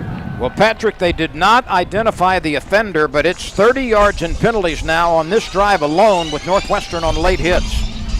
Yeah, and you have to play discipline, and Jay Thomas's teams typically are very disciplined teams. A couple of penalties of effort, which you don't mind as much if you're a head coach. Blumrick calling for the football. The line of scrimmage is the 24. Blumrick throws it high to the left side after faking it to Amos. That was intended for Pace, who's a big receiver and a good one. He had 47 catches coming into the game, but that one was airmailed over the head of Tamrick Pace. We're trying to set up another tunnel screen on the outside, and just a little too tall. Gary Croton, one of the guys that really was the first to fully embrace the bubble and the tunnel screens. He's been using those for years. 1:58 remains in the second quarter. Blumrick looking, throws it out to Amos, right flat. Demons converge on him, and he's tumbled over at the 21-yard line. Again, Northwestern has been exceptionally effective defensively in ranging from sideline to sideline. Well, just a simple zone concept, Len. You've got Nick Ford, you've got Ryan Reed, and you've got Dylan Wilson. They're all dropping. They're allowing that throw into the flat and then rally up to it. Travis Locke, who's listed as a second-string center, has played the entire game. A fake right on the pass, a fade, caught, touchdown. It's Tamrick Pace, and he beat the defender easily. A very well-thrown ball. Well, it was Ike Warren. It was, again, a double move. We've seen the Demons score on a double move. Now we've seen SFA score on a double move. Just a simple, again, both teams have run sluggos, that slant and go. They've run them repeatedly, and the corners are biting on them. And Jake Blumrick delivered a perfect throw on the cut, and Pace had easily worked his way open for the score. And now special teams MVP Mike Doty back out to even up the goalposts out here on the south end zone. Ryan Cottingham will hold it. Caleb Llewellyn will strike it. Stephen F. Austin trying to get within 10. And the Lumberjacks do on the extra point by Llewellyn. So with 84 seconds remaining in the second quarter, Stephen F. Austin has changed the scoreboard. The Demons lead at 24-14. We will return in a moment to Turpin Stadium on the NSU Demon Radio Network. Xavier Bell is deep to return the kickoff. It is angling to the left side. It makes the end zone and then goes out of bounds. It's a touchback, and the Demons will put their offense on the field with 1:24 remaining in the second quarter. Northwestern enjoys a 24-14 lead, but there's been some life here in the latter part of the second quarter by the Stephen F. Austin offense. Yeah, and strategically, this is an interesting position, Len, because Kyle Manley in the offense has been reasonably conservative. They haven't asked Clay Holgerson, who threw for 381 yards last week and set the single-game school record. They haven't asked him to really throw it a ton because they know they can run the ball effectively against this SFA defense. So I'm curious to see, with 1:24 left and 75 yards, how aggressive will this Demon attack be? NSU has rushed for 113 first-half yards. Three receivers to the right side. Holgerson drops to throw, now slips it off on the draw play, and there is some running room for Chris Jones, but there's a penalty marker down behind the line of scrimmage. That normally is in the area of holding. This may be a face mask, Glenn.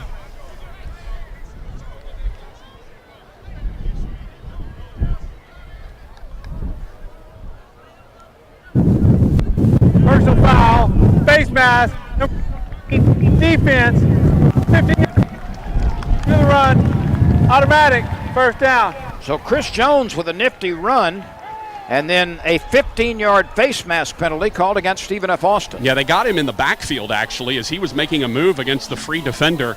Defender got a hold of the face mask, twisted a little bit. That drew 15, and that'll make you more aggressive. 1st and 10 at the 49-yard line now. Here is Jones again. He scoots through a hole and almost popped it loose. He got 10 and another first down. He gets up limping and is coming to the sideline. But a nice little burst and a jump cut by Jones in the hole. He actually jumped out of his shoe, Len. That's why he was limping. His shoe came off. Marion Walls made the stop. A run of better than 10 for Chris Jones. 1st and 10 at the 40-yard line.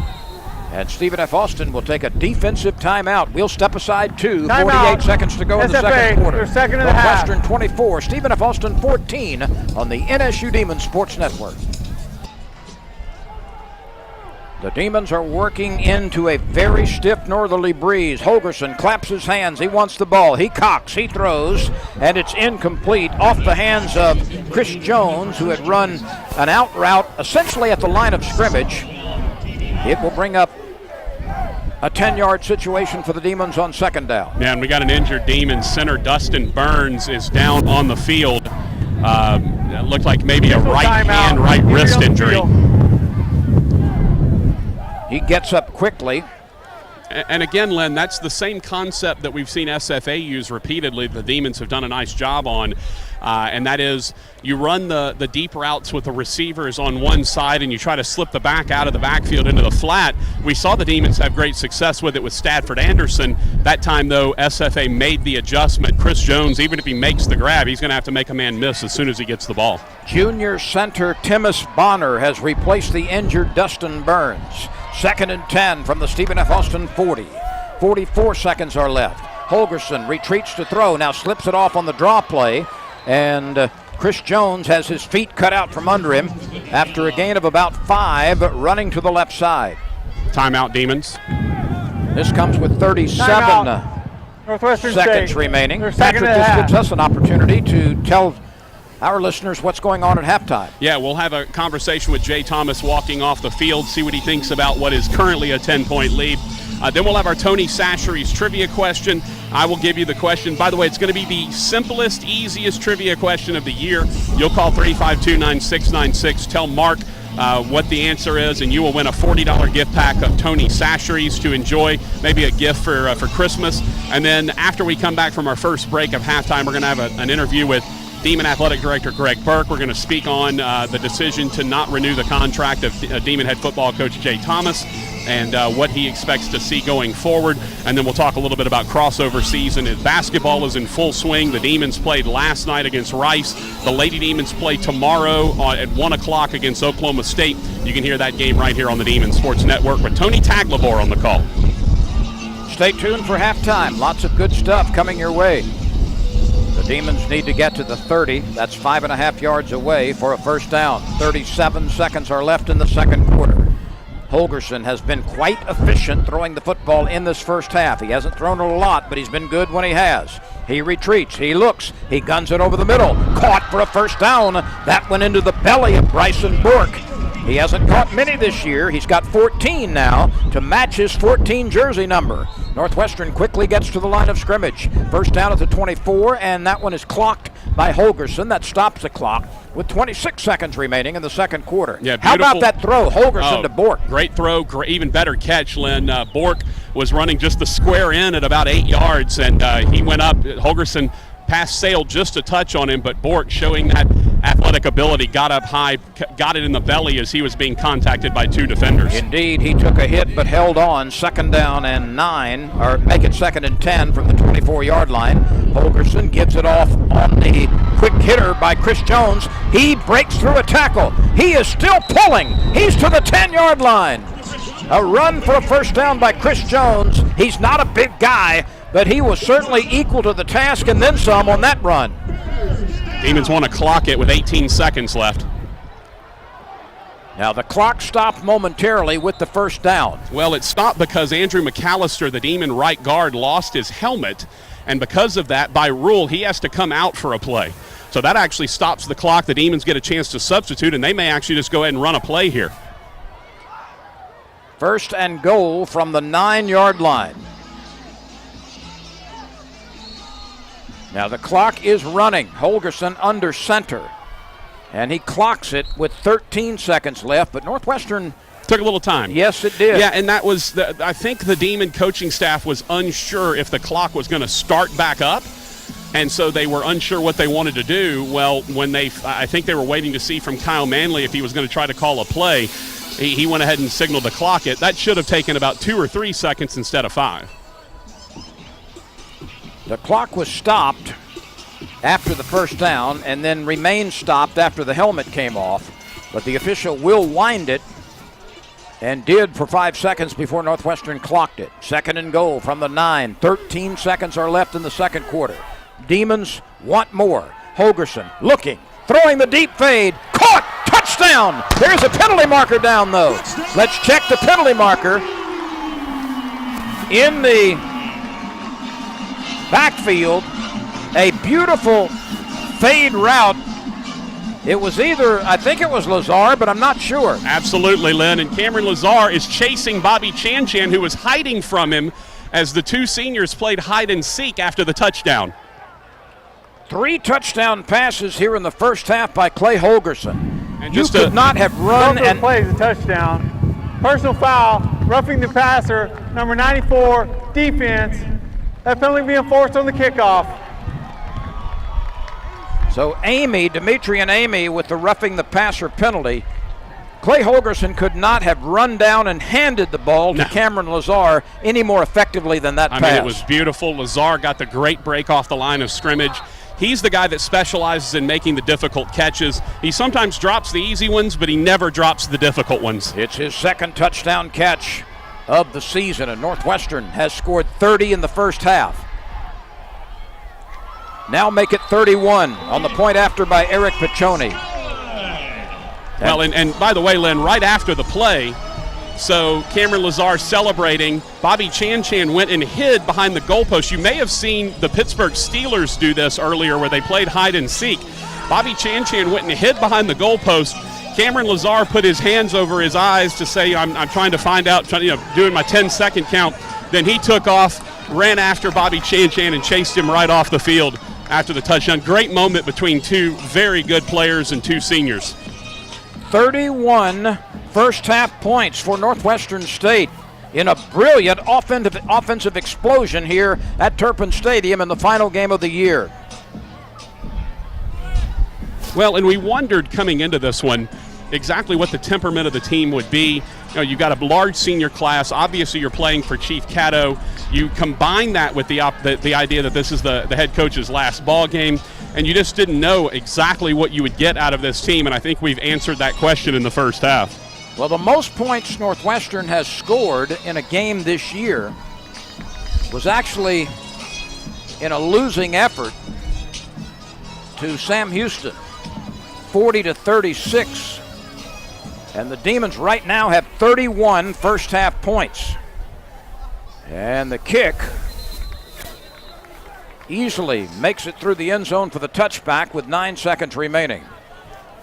But one whale of a first half, a lot of big numbers. 31 on 4 touchdowns and a field goal for the Demons. And the Lumberjacks have been held to 14. That's just a fantastic offensive performance, Lynn, and it's a continuation of what Clay Holgerson did last week when he had 381 yards against the best defense in the Southland and one of the best in the country in McNeese. And when you have a quarterback that is that much of a threat, it gives the defense doesn't know what to do. Do they come up and try to stop the run? Well, if they make you one dimensional, Clay Holgerson's going to beat you. So it makes it very difficult on a defense to decide what to do when you've got a quarterback that's that effective. Stephen F. Austin will take a knee to close out the first half. 3 touchdown passes for Clay Holgerson. He's 9 for 13 for 123 yards. That completes the first half. He has not suffered an interception. Lazar and Chapman and Watson all have caught touchdown passes from Holgerson. And the Demons with an offensive explosion, scoring 31 points. It's a point-a-minute show here in the first half for the Demons, 31-14.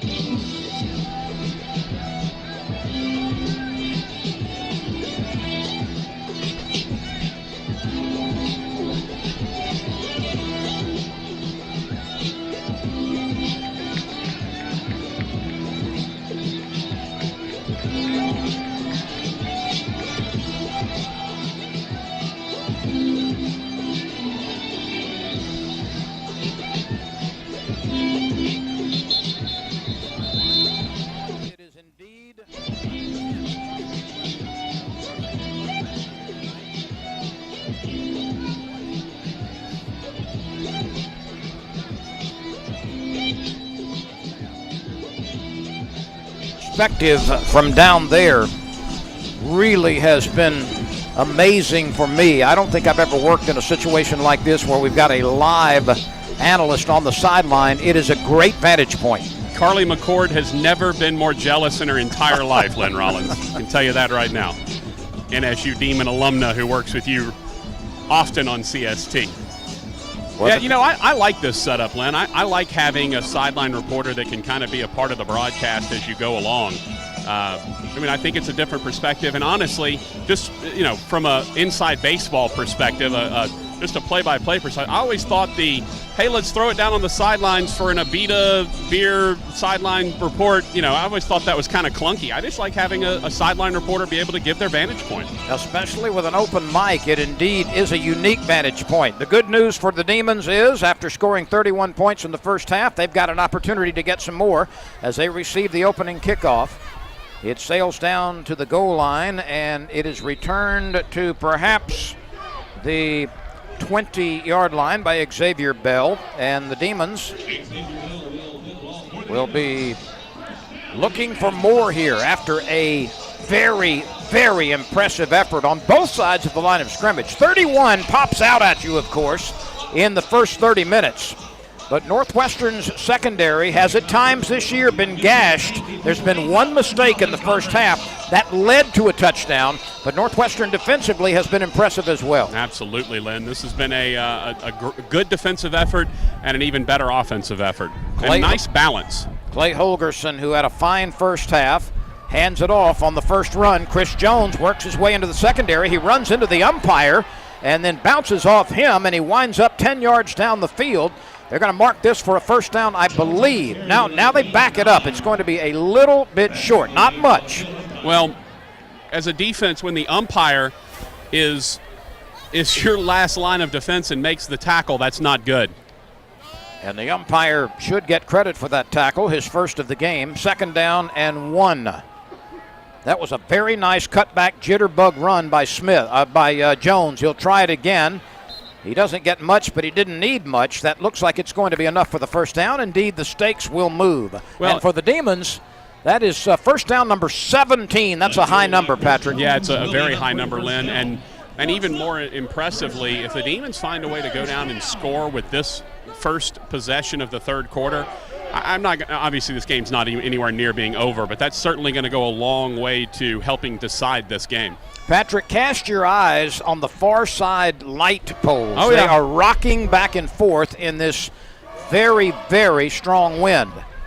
Here is Jones again on essentially the same play for the third straight time. He doesn't get much, maybe back to the line of scrimmage as he danced to his right. Yeah, the Demons like that inside counter move. They really enjoy you'll notice Chris Jones, who's to the right of Holgerson, will start off towards the left side of the line. The ball will be put in his belly right there, and then he stops, cuts back over the right. Demons have really started using that counter run a lot. Chris Jones already has gone over the 100-yard mark. Holgerson fakes, throws, wobbles one down. It's almost intercepted by Alizé Ward. He's a very good safety, and that ball kind of wobbled out of Holgerson's hands. It gave Ward a chance to make up some ground. Well, when you're throwing into the wind and there's any sort of, if it's not a perfect spin into the wind, it's going to wobble, and it's only going to make it worse when it starts heading into the wind, and the wind is brisk right now. 3rd down and 10. From the 33-yard line, Holgerson will retreat. He sends Jones out looking. Holgerson is flushed to his right. He's grabbed and he's slung down. It's the second sack. The ball may have come out. They are going to say it is a fumble recovered by Stephen F. Austin. John Franklin spun down the quarterback. He gets credit for the sack and the tackle, and the ball came out, and Stephen F. Austin has it. Yeah, it came out late, and it was just sort of sitting there right next to Holgerson's hip as he was slung to the ground, and it was unfortunately recovered. Field, quarterback fumbled the ball, recovered by Stephen F. Austin. So kind of, I guess, the inverse of what happened in the first half, Lynn. The second half here, the Demons in the first half on the very first play from scrimmage got the tipped interception by Peyton Guidry, and now on the first drive of the second half, they turned it over themselves. Holgerson has done a nice job of eluding pressure, and the offensive line, for the most part, has been effective for Northwestern, but that time the defensive end got the sack. Blumrick has a lot of time to throw, airs it out for the end zone, caught, touchdown, a beautiful throw into the hands of the receiver, Trey Hart. and Trey Hart makes the catch as the Demon defender, and I didn't see who that was, but he never turned around. It looked like Austin Balthazar may have been in coverage. And it was one of those where they faked the outside screen, they faked the bubble to the outside, released the inside receiver down the field. Balthazar did not have bad coverage at all. He was in position to make a play, and as a matter of fact, when the ball dropped into Hart's hands, Balthazar was digging at it, trying to get it out, but to no avail. Really well thrown ball with the wind by Blumrick. For Trey Hart, his first touchdown reception of the season in this, the final game. Storm Ruiz has not missed an extra point this year, and he continues that trend with the goalpost waving back and forth, a moving target, but he drove it through. It's 31-21. Northwestern State's lead has been cut to 10. We'll be back in a minute with 13 minutes left in the third quarter on the NSU Demons Sports Network. The Demons scored within the first 2 minutes of the first quarter, and Stephen F. Austin has scored within the first 2 minutes of the third quarter. Bell backs up. He's got it 3 yards deep in the end zone. He comes to the left side looking for the wall. He's at the 20. He's at the 25. He has run out of bounds in front of his own bench near the 27-yard line. A nice return by Xavier Bell. And the Demons start between the 25 and 30-yard lines.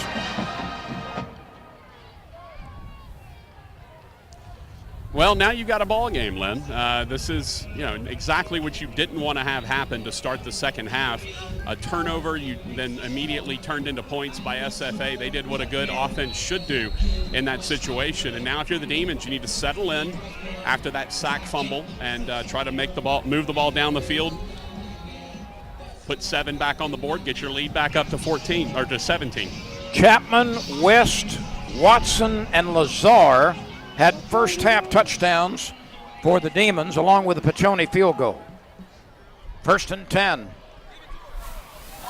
Loose football, and it's recovered by Stephen F. Austin. Recovered by Rashad Nichols as the Demons botched motion and a fake handoff. The ball was left right on the field at the 21-yard line, and this has been a disastrous start for the Demons in the third quarter. I mean, that couldn't have been easier of a recovery of a fumble for Rashad Nichols. Basically, they were faking the jet sweep motion to Marquesian Chapman. We're going to hand off to Chris Jones going over left tackle. And somewhere between Chapman and Jones, the ball just popped straight in the air and fell into the arms of Rashad Nichols while he was falling down. Nichols looked like a fat kid on Halloween night, finding a brownie in the front yard. He covered that thing up, and suddenly Stephen F. Austin has the ball at the 21-yard line with a quick first down. Blumrick with an empty backfield, has 3 receivers to his left. He slings the pass. It is caught somehow. That looked like Hart again, I believe. That ball was thrown well behind him, but he managed to bring it in. A very short gain as Nick Ford was in excellent coverage. And again, you're seeing Blumrick, he's not throwing, the deep ball he's throwing really well. The underneath stuff is coming out a little bit wobbly. It's not exactly perfect, but that was a heck of a grab by Hart. It really was. He had to reach back as far as the law would allow behind him while on a full run with a quick slant over the middle. This time, Blumrick keeps it after faking to Amos, and down he goes in the grasp of Peyton Guidry.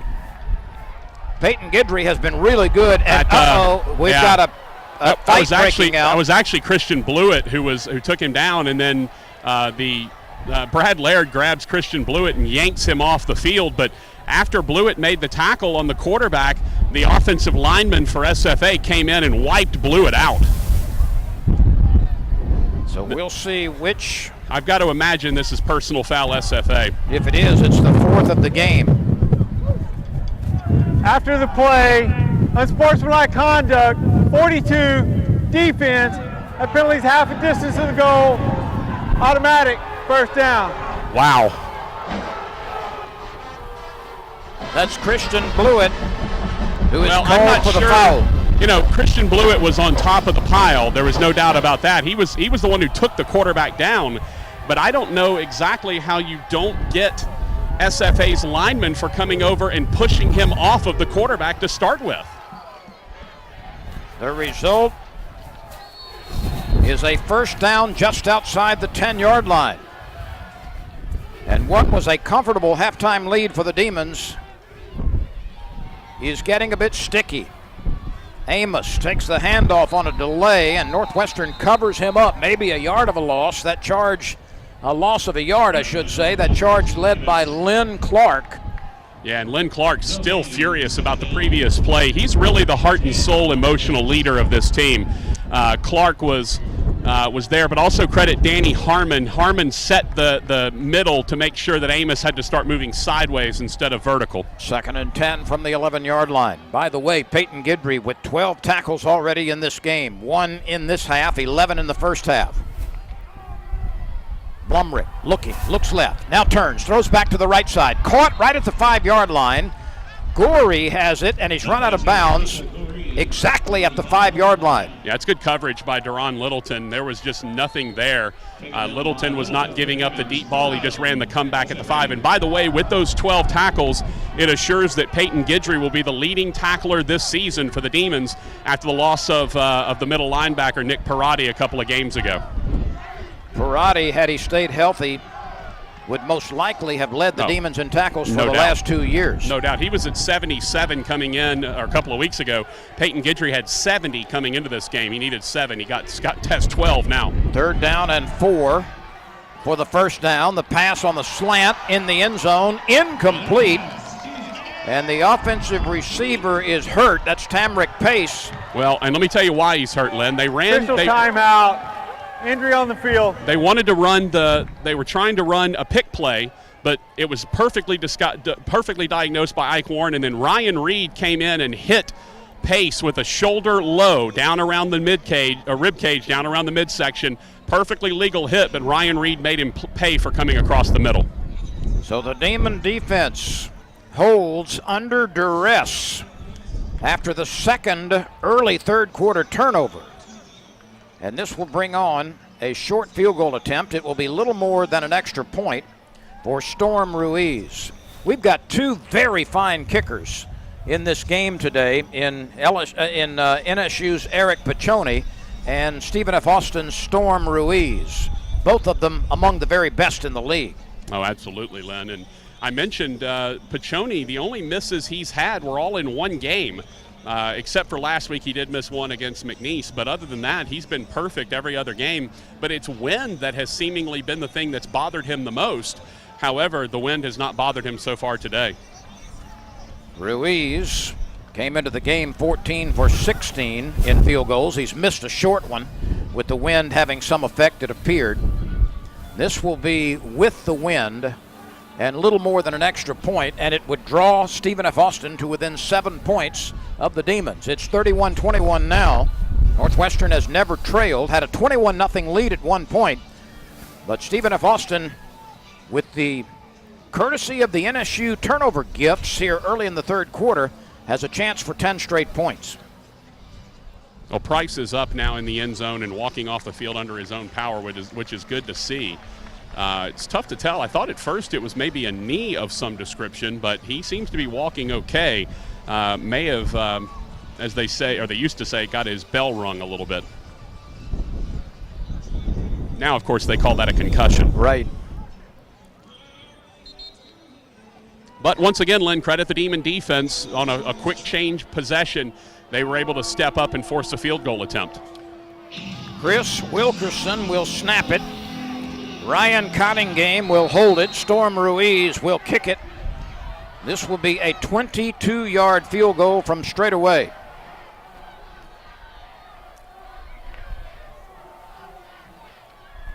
Snap, placement, kick, no good. It was low and wobbly. But I think we have offsides against the Demons. Patrick, I was unable to tell if somebody rerouted that football at the line of scrimmage. No, it was a clean kick. He just pulled it, or pushed it rather, missed it right. And low. Yeah, it was not a very good kick, but had plenty of leg. It was just missed. It missed by about 2 or 3 feet right, but it looked like the Demons jumped into the neutral zone. If so, this will give Stephen F. Austin, another chance at a three-pointer, or perhaps on 4th and 2, halfway to the goal line, they would elect to go for it, but we'll see. Offside. Defense. That penalty be half the distance to the goal. Replay 4th down. So essentially, Lynn, this becomes a little bit shorter than an extra point. The difference is, I think if this would have been on the hash, Clint Conk may have elected to decline it and kick again, but he's going to go for it. Well, guess what? Storm Ruiz is leaving the field as Stephen F. Austin almost reluctantly makes some substitutions. I'm surprised at this, quite honestly. This should be a chip shot field goal, although he just missed one. But it is 4th down and 2 to go. From the 3. 4th down and 3 to go to the end zone. Blumrick sends a man in motion, gives it to him on the speed handoff. That is going nowhere. The Demons sniffed it out behind the line of scrimmage.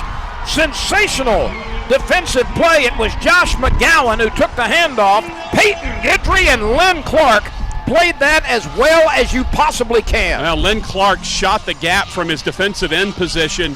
He was 5 yards in the backfield on the snap, and that play had no chance of going successfully into the end zone. What a play by the senior Len Clark, who I mentioned earlier. Len, he's the heart and soul of this team. He's the emotional leader. He's the guy that has all the fire and the passion. And so to see him be able to make a play like that, especially when coming in, he and Brad Laird, the defensive coordinator, got crossways because he wanted Len Clark to switch positions to move up to defensive end. Len didn't want to. Brad Laird had to convince him to, and it's just because of making plays like that. So the Demons do not give up any points under great duress. Chris Jones takes a straight handoff, bangs heads at the line of scrimmage, and falls forward for 1 yard. And by the way, 5th-year senior quarterback J.D. Almond is now into the ballgame for the Demons. Almond has completed 52.6% of his passes. He's thrown 5 touchdown scores. He's been intercepted 5 times. What a great Northwestern history his family has had. His great-grandmother has been watching the Demons play football for more than 70 years. Here's a cutback run by Jones. He's in the secondary, and it looks like he's got a first down at the 21. We'll see where they mark it. They went back to that same counter play, Len, except instead of countering back over right tackle, they flipped it and ran the counter back over left tackle. Trenton Gordon made the stop, but Chris Jones got into that second level in a hurry. He's been running like a water bug on that jump cutback. A first down for the Demons against the wind. And it is blowing debris all over the place now. Allman claps his hands together and calls for the football. He fakes to the running back. He'll take it himself around the right side, and he high steps it over the 25 to the 26, maybe the 27. They will mark it at the 26-yard line. He had running room to the right and used most of it. Yeah, and that's the added dimension that Allman has. He's a fantastic athlete. And when you get him on the edge, he's got the ability to get outside, make you pay with his legs as well as with his arm. The Demons in white pants, purple jerseys, purple headgear. The Lumberjacks in purple pants, purple headgear, white jerseys, purple numerals, orange numerals for the Demons. Second down and a long 5. Northwestern resets the offense, strong to the left side, and that's where Chris Jones has it. He steps outside, he makes a man miss. He's to the 35, he steps to the 40. A great run by Chris Jones. He's well over 100 yards. Well, and that's good patience by Jones. That's a stretch play, a staple of every offense Peyton Manning's ever run. You've ever seen him run out and hand it off basically over tackle. That time, J.D. Allman met Chris Jones over left tackle. Jones waited, he allowed the blocking to develop, and then he found the crease over left tackle and took it to the sideline. 1st and 10 at the 39-yard line after a beautiful run by Chris Jones. 2 wide receivers at the right side. The fake, the throw, Allman downfield. It is caught, an over-the-shoulder catch inside the 30. They'll mark it at the 27-yard line. Jalen Watson is slow to get up, but he made a heck of a late catch as he recognized that football sailing over the shoulder of the defender. Well, one of the things J.D. Allman has been very good at all season long is throwing the deep ball. If you give him an opportunity to find the one-on-one coverage and lob it down there, and he will get it in a position for his receiver to make a play. You may remember to start the Louisiana Tech game, he found Jalen Watson deep for a touchdown, just did it again. That's good for 36 yards, the second catch by Watson in this game. 1st and 10, Northwestern at the 25. They go back to the ground, do the Demons, and here's Jared West. West had a 29-yard run in the first half for a touchdown, and he is knocked down after a short gain by Nichols, the defensive end. Well, I'll tell you what, this is really nice to see, Len. J.D. Allman lost his starting gig to Clay Holgerson a couple of weeks ago. Holgerson has had a lot of success for the Demons. To see a senior come back into this ball game after Holgerson's coughed up a couple in a row and settle this in and put together a nice drive, it's great to see for him. Indeed it is. 2nd down and 8 from the 23. Allman retreats. He fires the deep fade, and that one misfired. The receiver, Bork, fell down as he was trying to make the cut up the far sideline on the fade, Patterson, and Allman's pass was well long after the receiver fell. Yeah, Quan Atkins, they were trying to hit him with the deep fade pattern on the sideline, and Atkins basically, as he was trying to get free of the defender, just slipped and fell. 3rd down. The line to make is the 15. The Demons own it on the 23. Allman claps his hands together. He hands it off to West on the quick draw. To the middle, to the outside. He uses a block. Open field to the end zone. Touchdown, Northwestern State University. Boy, what a run. Just the same thing he did the other way on his other touchdown run in the first half. Len, he did it the opposite direction. That was, again, that freeze draw. You allow the defensive ends to come up the field. You release the lineman downfield to get to the second level. You basically just push the defensive end away, let him get upfield. You hand it off underneath him, and then Jared West made one cut to the sideline, and he was gone. Great execution up front of that blocking scheme. 2 rushing touchdowns for the sophomore Jared West. Both of them have been beautiful, very reactive runs. The extra point by Eric Piccioni is good. And so the Demons, who were in jeopardy of seeing their lead shrink to nearly nothing, have again responded offensively. They've got 38. Stephen F. Austin's got 21. We'll come back with 7:07 to go in the 3rd quarter here at Turpin Stadium. Northwestern again leading by 17 on the NSU Demons Sports Network.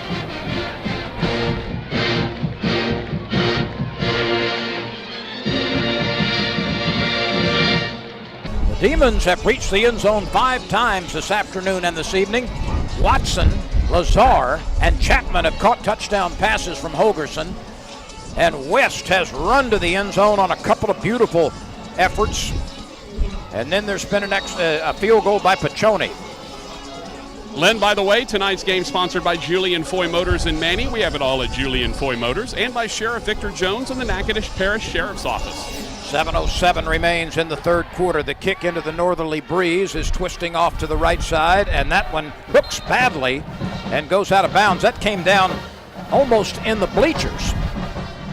Yeah, but Piccioni's had some issues with kicking the ball out of bounds a few times. He's done that a couple of times so far this year. Free kick out of bounds. Number 37, kicking team. By rule, the ball will be placed at the 35-yard line. 1st down. Patrick, the last couple of minutes for the Demons have been impressive on both ends of the field. Absolutely. And by the way, your Foy Chevrolet Buick GMC scoring summary, 8 plays, 89 yards, 3 minutes, 23 seconds. It was a 23-yard touchdown run for Jared West to make it 38-21. Northwestern coughed it up in the red zone. Stephen F. Austin was held out of the end zone, did not pick up a field goal out of it, and the Demons then took the ball downfield to reestablish the 17-point lead. A pass over the middle, tipped away. A beautiful effort by LaRon Littleton. You called his name a couple of times, Patrick. That was as good as it gets. And it's nice to have him back. He's missed a couple of games with injury. Ike Warren has missed a couple of games with injury. The Demons had been pretty thin at corner. They're getting some of those guys back, though, and Littleton showing what he can do. Just great coverage right over the middle. 2nd and 10 from the 35-yard line.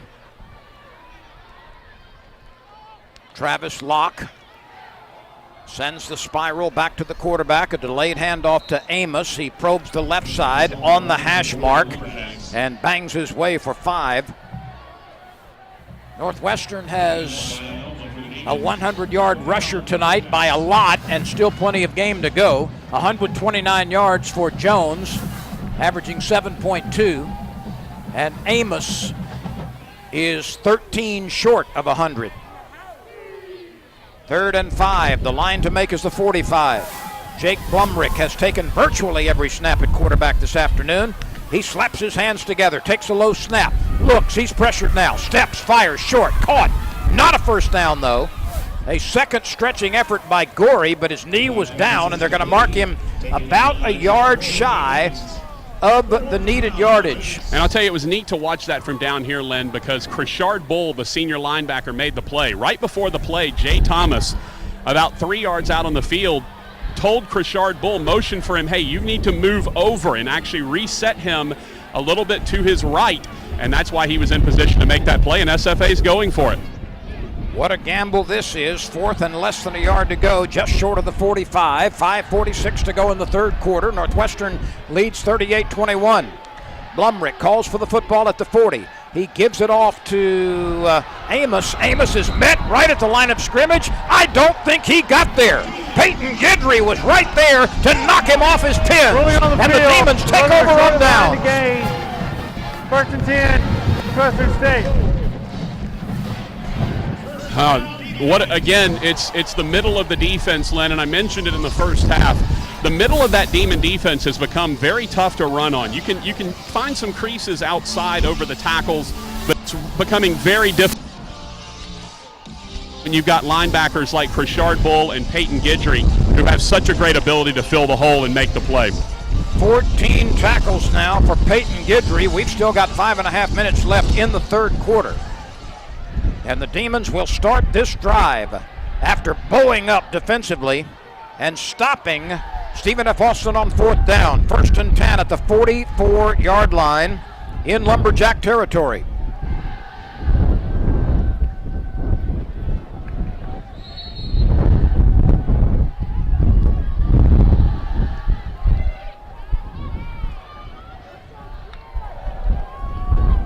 The handoff coming left.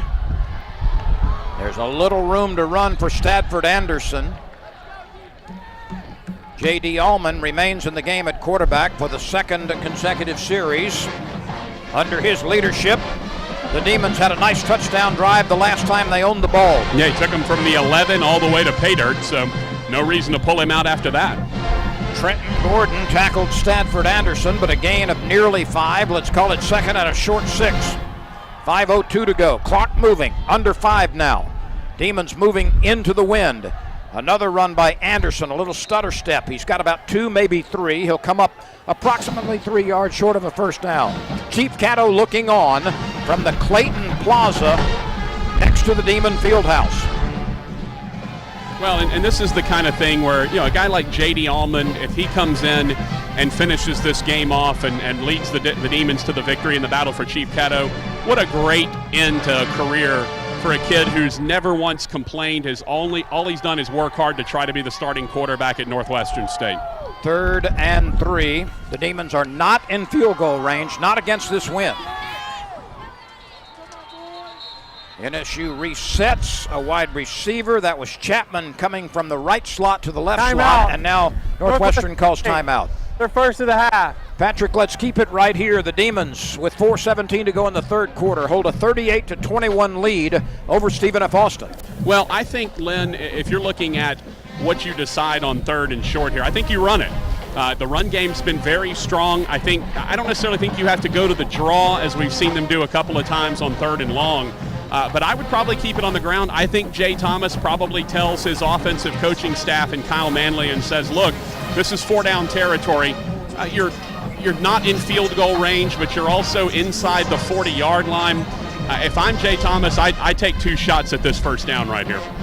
Let's give some credit to that Demon offensive line. It's been Burns who started at center. He was injured a couple of series ago. Bonner came in to replace him, but Hubbard on the left side along with Zirkle, McAllister, and Boudreaux on the right side.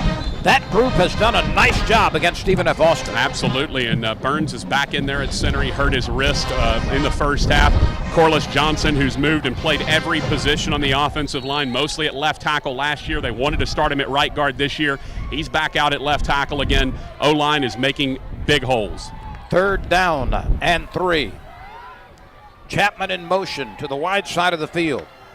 Allman calling for the football. Retreats, shuffles his feet, fires, caught, dropped, incomplete. That ball was right in on the hands of Lazar, I think. It was Morgan, the tight end I beg your pardon. It was Lucas Morgan, and that ball was well delivered.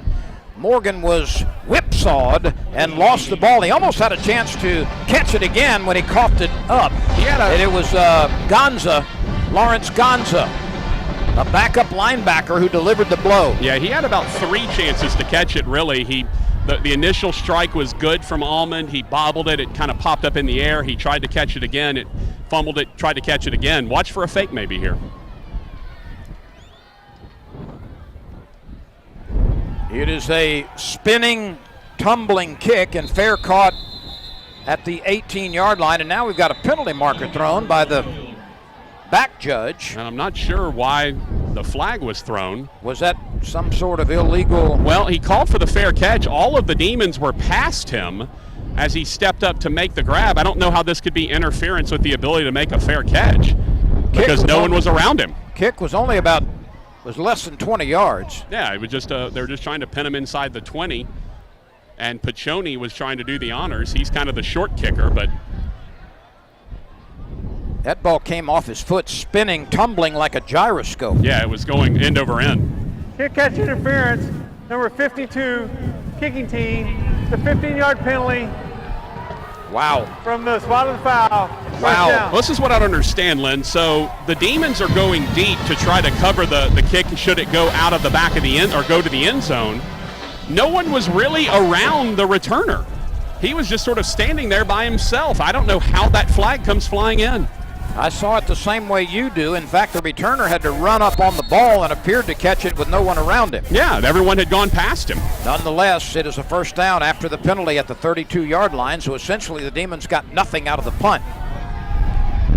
Blumrick fakes, rolls, and throws it into the Demon bench just to avoid being sacked. He was very much pressured. Ryan Reed in coverage. Blumrick gets up limping. Lynn, I am mad at Dylan Wilson right now because he just robbed me of a chance to make a grab on the sideline. That ball was headed right at me, and Dylan Wilson selfishly put his hand in front of me and took the ball away from me. It should have been my catch on the sideline. But you've got eligibility remaining. This is not your senior night. Well, I'm mad nonetheless. That was my shot.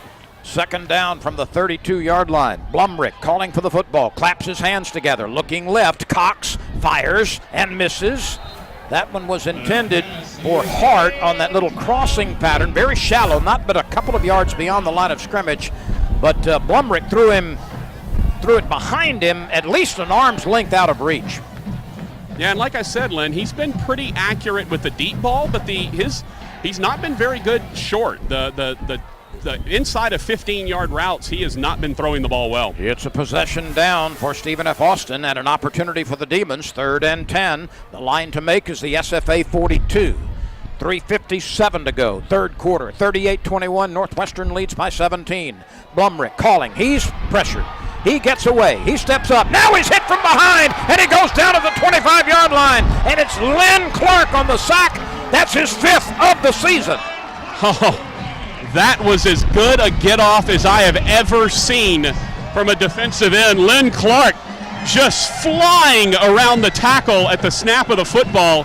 I mean, when I tell you that the offensive tackle was 5 yards behind Len Clark by the time he got to the quarterback, it was an absolutely unreal move from Clark, going right around the offensive tackle. Jalen Watson is back to receive the punt. Pressure by the Demons. The kick is away. It's a wobbler. Watson's going to let it bounce. It takes a sideways roll and is downed by Stephen F. Austin near the 33-yard line. But let's go back to that 3rd down charge by Len Clark. And Patrick, you're exactly right. Len Clark was in pursuit so fast he missed the first time, Yeah. and then skidded to a stop, and then regained full speed in a reversal toward the line of scrimmage to blast the quarterback from behind. And that was the impressive part, Len, was not only was he around the offensive tackle on the snap in a blur, but the fact that after he got past the quarterback, he turned around and basically just jumped and swallowed him whole in the backfield. It was impressive. And the defense, by the way, went absolutely nuts. And again, I feel like maybe I've said it too many times now, but Len Clark really is the emotional compass of this team. He's the guy with the heart and soul. Sometimes it gets him in trouble because he's a little bit too emotional. But when he makes big plays, the defense and the offense and everyone on the sideline responds to it. 3 minutes and 5 seconds are left in the third quarter. Northwestern has never trailed. It led 21-0 and now leads 38-21. The ball is placed at the 35-yard line. The Demons will be moving into the wind for the next 3 minutes. They will have the wind at their backs in the final quarter. Len, Northwestern State Demon Sports Network brought to you by Natchitoches Medical Specialists on Kaiser Avenue, taking care of your family. And Bank of Montgomery, part of the community and ready to serve you. First and 10, Northwestern. J.D. Almond is back to engineer the offense for the third consecutive series. Almond is calling for the football at the 30-yard line. It's a 5-yard snap. He gives it off on that counter run again. Chris Jones in the secondary. Chris Jones across the 45. Chris Jones to midfield. Chris Jones to the Stephen F. Austin 45. That has been a beautifully designed play most of the night for the Demons. Well, I'll tell you this. One of the things I really like about Kyle Manley as a play caller is he is not afraid to go back to something that works and dare you to stop it. You know, they kept running counter right where Jones or the tailback would make a false step to his left and then move back to the right. Well, he just flipped it, and Stephen F. Austin hasn't adjusted to it, back to the left. 234 yards rushing for the Demons tonight against Stephen F. Austin. Jones has more than half of that. First down at the Stephen F. Austin 44. Jones again, left side stretch play. He's able to slide through a little bit of a schism, maybe 3 on that run. And again, the Demons are running basically 2 run plays right now. They're running the counter and they're running the stretch. Occasionally you'll see the straight zone where they hand it off, the offensive linemen are zone blocking and the back's looking for a hole. But for the most part, it's been counter and stretch. And they're having great success with it, as you mentioned, nearly 240 yards now.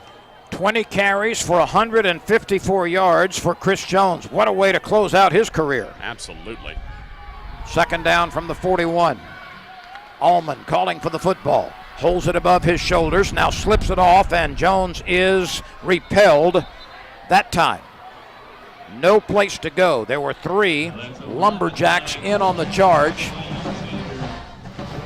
as there was nothing available to Chris Jones. 3rd and 7. The line to make is the 34 for the Demons. 1:23 and counting in the third quarter. A 25 to 30 mile an hour gust breeze steadily still blowing out of the north. Ullman runs up to make sure his offensive lineman hears his signals. Now he retreats. He brings his hands together. He claps them. He's looking. He's cocking. He is flush to his right. He's looking again. Now unleashes it. That's caught. I believe it's by Watson, and it doesn't look like he got the first down, but he's very close. It's right at the stick, and I think the Demons go for it here if he didn't get it. I think you're right. This would be at the 34-yard line. Quarterback sneak. They're quickly to the line of scrimmage on 4th and inches. Almond, I don't know. I don't know. I don't think he got it. His running back was pushing him from behind, but there was no charge at all by the offensive line. Well, one of the things that if you're going to try to go quick and run that quarterback sneak, you've got to make sure that the defense isn't expecting it. The defense piled everyone over the center and guard. There were about 4 or 5 guys between the guards for the defense. So if that's the situation, if you're Allman, take the snap, wait a beat, and then go over either left guard or right guard, get out of that scrum in the middle, and you'll find better running room, and the Demons didn't get it. You're right. There was about 1,500 pounds of beef clogged up in the middle, and Northwestern was unable to move Stephen F. Austin at all. Now they're going to call for the measurement, but it appears to be a few inches short. Yeah, and again, that's, there's a couple of different ways to operate that QB sneak, and he is short. There's a couple of ways to operate that QB sneak. Either go fast and try to catch them off guard, which the Demons tried to. The problem is SFA was ready. If you try to go fast and they're ready, then you have to adjust. You need to then go outside, find one of those pockets wide of the center guard area, and that's your opportunity then to get a first down. But because they went fast and SFA was ready, no movement. The last 2 times Northwestern has been between the 30 and 40-yard line of Stephen F. Austin, it has failed to make anything happen. So Stephen F. Austin owns the ball just short of its own 35. Jake Blumrick standing at his 29, slapping his hands together, calling for the football. He looks right. He pumps. He's pressured. He gets rid of it somehow. Let's see. They're measuring this thing to see. The Demons claim it's a fumble. Yeah, I think it's a fumble, Len. I'm not so sure about that, but we'll see. Still no indication from anybody wearing striped shirts. Well, the head referee never said incomplete pass. It looked like the ball came forward as Danny Harmon was making the sack. On the field is a forward pass. It's incomplete. Forward pass is incomplete. So the interesting part of that is, Len, no one made that signal until on the clock. No one made that signal until the head referee just said that. That's exactly right. Nobody even blew a whistle that I heard, but nobody made the sweeping motion with their hands to indicate an incomplete pass. Wonder if this might be one that's either reviewed or challenged by Jay Thomas. 2nd and 10 from just short of the 35-yard line. Reset the game clock to 32 seconds. They're going to reset the game clock to 32 seconds. We are in the waning stages of the third quarter. We started this game in the daylight. 32 seconds. And we will complete it in the dark. Thank you, Daylight Standard Time. Don't get me started on Standard Time, Len. I don't like it. Not a fan. Well, I concur with you. There's only a month before the days start to get longer again. Right. I mean, let's just stay at daylight saving time. Let's keep that all year round. Standard time is ridiculous. Not to get off topic. Both of us need to move to Arizona. 1st and 10. It should be 2nd and 10. Now they change the stick. Pass right side. Leaping catch made by Gorey. He turns after catching it at the line of scrimmage. He draws a crowd as he gets past the 40. He'll be about 2 yards short of a first down. That's just a really nice job on a bubble screen. On the bubble screen, the inside receiver releases toward the sideline. The other receivers block, and then you hope that the safeties aren't in the right spot or the linebackers haven't cheated out, and that did not happen. They had to close late. Malik Sonye and Krishard Bull made the stop for the Demons. 3rd and a long 2, and we have come to the close of the third quarter. So the final 15 minutes of the season is straight ahead. Northwestern will carry a 38-21 lead into the fourth period in Turpin Stadium on the NSU Demon Radio Network. Says Dream, plan, prepare, stay safe, keep away from power lines. Visit swepco.com. Arclatex Foot and Ankle Specialist, 505 Royal Street in Natchitoches. Locations in Shreveport and Bossier City. For more info, visit them on Facebook. I just lost something. I don't know what's happening. I don't hear any audio. Welcome back.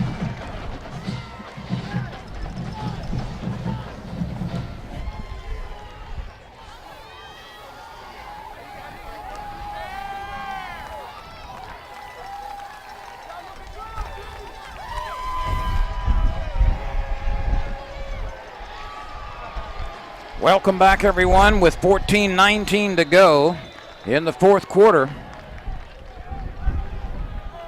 The Demons hold a 38-21 lead. And a really nice stop there on that last drive, Len. The Demon defense getting into the backfield once again, harassing Jake Blumrick. And credit the defense. They have played really well tonight, with the exception of one or two big plays. They have been exactly what you want them to be. Pardon that momentary blackout. We had a little bit of a technical problem on my end. And we're set to go now. Northwestern will operate with a very favorable wind at its back, with a first down at the 22-yard line. Well, I am surprised to hear that Len Rollins, the master of technology, would have any sort of a technical difficulty. I am a 1,000% Luddite. From the 22, the Demons go to the ground. This time the straight handoff and a nice run by Stadford Anderson. Ryan Woods, the middle linebacker, was there to take him down, but a 5-yard gain right down the middle of the bowling alley. Well, they changed up the running game. They've been mostly counter and stretch with an occasional zone thrown in. That time they decided to go ahead and run just more of a traditional ISO set and just take it right up the middle. The only difference between that and a real ISO is there was no fullback leading the way. J.D. Ullman in for his 4th consecutive series. He sets, he throws, he's got a man on a slant pattern. That's Bobby Chan with a first down grab on that quick slant or skinny post. That was a beautifully delivered ball. And Chan gets downfield in a hurry. First down for the Demons at the 43. That was a double linebacker blitz from SFA. J.D. Ullman knew he was about to take a shot right in the face on that one, but he stood in, fired the slant. Chan with a great hands catch, and then found enough for the first down. That was well executed on a number of fronts. It's the second catch of the night for Chan. First and 10 for the Demons at their own 43, 13-12 to go in the fourth quarter. 2 wide receivers on the left side of the formation. Ullman fakes left, runs right. He'll tuck it, 45, midfield. He's dragged down from behind near the 48-yard line. This is going to be a little bit short of a first down as Gary Sampson, the defensive end, chased him down from the opposite side of the field. And that's also, again, we talk about the multifaceted ability of J.D. Ullman. When you get him out there on the rollout, you move him out off of his spot, he's got the opportunity to get to the outside and make you pay a little bit with his feet. Indeed he did, a gain of 9 through 3 quarters. Chris Jones, 153 yards rushing. Jared West, 54 yards on just 4 carries and 2 touchdowns. Holgerson, 9 for 14 through the air, 3 touchdowns and 123 yards passing. Anderson blows ahead. He's got enough over the right side for the first down on second and short. So the Demons with a march in progress to the Stephen F. Austin 48. Eli Jones, the cornerback, knocked down the young running back Anderson. The ball is on the near side, hash mark, running room to the left side. Both bands are in action right now. You just really like the way the freshman Stadford Anderson runs. He's such a good, strong body. Runs and always is moving forward, rarely loses yardage after contact. Ullman slapping his hands together, calling for the football. It's Anderson on the cutback run, this time for maybe a yard, maybe not. Stephen F. Austin was ready for it.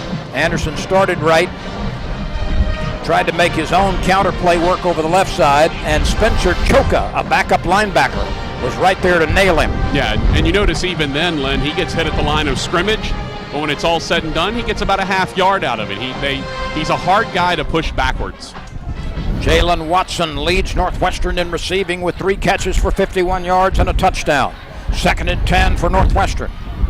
Ball is in the middle of the field. Ullman retreats. He lobs it deep. It is incomplete. That one intended, I believe, for Lazar.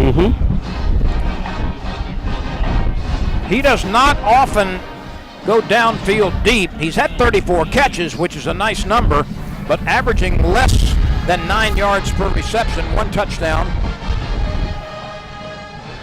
Well, you don't mind that opportunity. Anytime you can get Lazar man-to-man, you like that matchup. The problem was with the wind behind him, the pass just sailed on J.D. Ullman, got out of bounds. 11 minutes and 8 seconds remain in this game. 3 receivers to the wide side of the field. Ullman calling for the football on the near side hash mark. Hands it off to Anderson on a draw. Anderson's got 7, he's got 8, he's got 9, but he does not have 10. Interesting decision now here, Lynn. With the wind, does he think about letting Piccioni kick it? It would be about a 51-yard field goal. 49 has been his best. Spencer Choka made that stop again.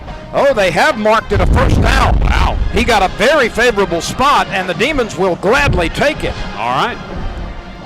Patrick, I thought that ball was initially marked short by more than a yard. I kind of agree with you, Lynn. I'm surprised to see it ended up being a first down. The Demons will gladly accept this first down at the 33. Here is Stadford Anderson again. Quick burst left side. He's ridden down short of the 30. John Franklin, the defensive end, is pretty quick. Was able to get to him. We've seen Franklin run a long way to make tackles. Yeah, Franklin's one of the best defensive ends in the conference, no doubt about it. He's one of those guys you have to know where he is at all times. But one of the advantages this Demon team has is they're 3 deep at running back. They roll those guys frequently and keep everyone fresh. Chris Jones, Jared West, Stadford Anderson, all toting the mail. Here's a reverse, a throwback. It's a loose football. Bobby Chan finally is able to fall on it as he was supposed to take the pitch on the reverse, and he could not handle it. It was a little bit errant, and the ball for a long time stayed tantalizingly alive on the Turpin Stadium artificial surface before Chan was able to crab walk and make the recovery. Yeah, and that's one of those things where, you know, your run game's been pretty good right up the middle off the tackles. You know, razzle dazzle maybe, but in these conditions with that kind of wind, that's a dangerous play. Even a 2-yard pitch is a little bit dangerous. It's a loss of 7, 3rd and 17. Another running play for Chris Jones, and he moves sideways, makes a couple of jump cuts, gets to the 35, but that's well short of a first down. Choka, who's been involved in 4 of the last 5 tackles, makes the stop for Stephen F. Austin. So right here, it would be a 52-yard field goal. Well, the thing is, if you see Timeout. Stephen F. Austin, they're first to the half. Stephen F. Austin stops the clock with 9:02 to go. It's the first timeout they've used. Northwestern 38, Stephen F. Austin 21. What do you think, Patrick? A 52-yard attempt? Timeout. Well, we'll step aside here for a moment. They have going to extend this timeout. We'll be back with the Demons leading by 17 on the NSU Demon Sports Network.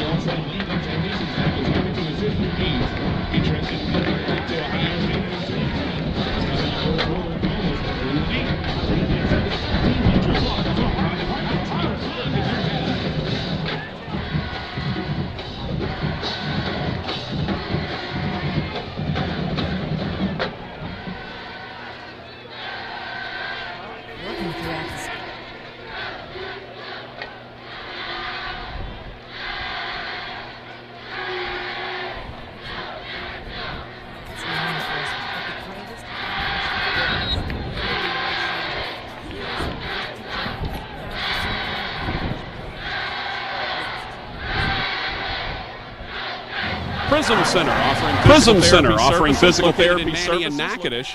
Fourth quarter brought to you by Porter's Fine Dry Cleaning. A regular dry cleaner doesn't offer pickup and delivery. A fine dry cleaner will. That's Porter's Fine Dry Cleaning. Eric Piccioni will try a 52-yard field goal from between the hash marks. The kick is away, and it is wide and a little bit short. Missed it to the left side.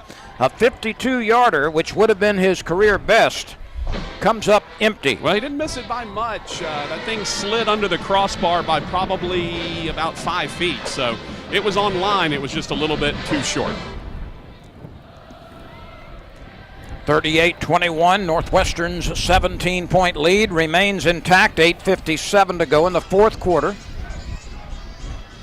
This would be a marvelous way for the Demons to end the 2017 season. Send its seniors out with a victory, along with its outgoing coach, Jay Thomas. Jake Blumrick hands it off, and Northwestern is intractable defensively at the line of scrimmage. All sorts of demons were there. You betcha. Guidry is having one heck of a game. And you love it for him, Len. He's Timeout. Injury on the field.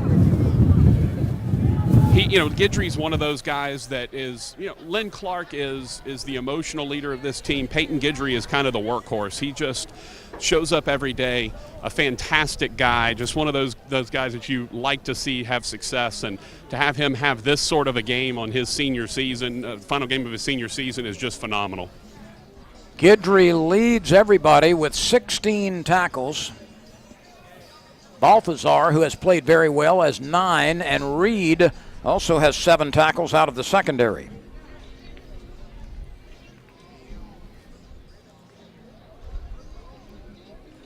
There is an injured Stephen F. Austin player. I'm trying to catch the number. I believe it's 64.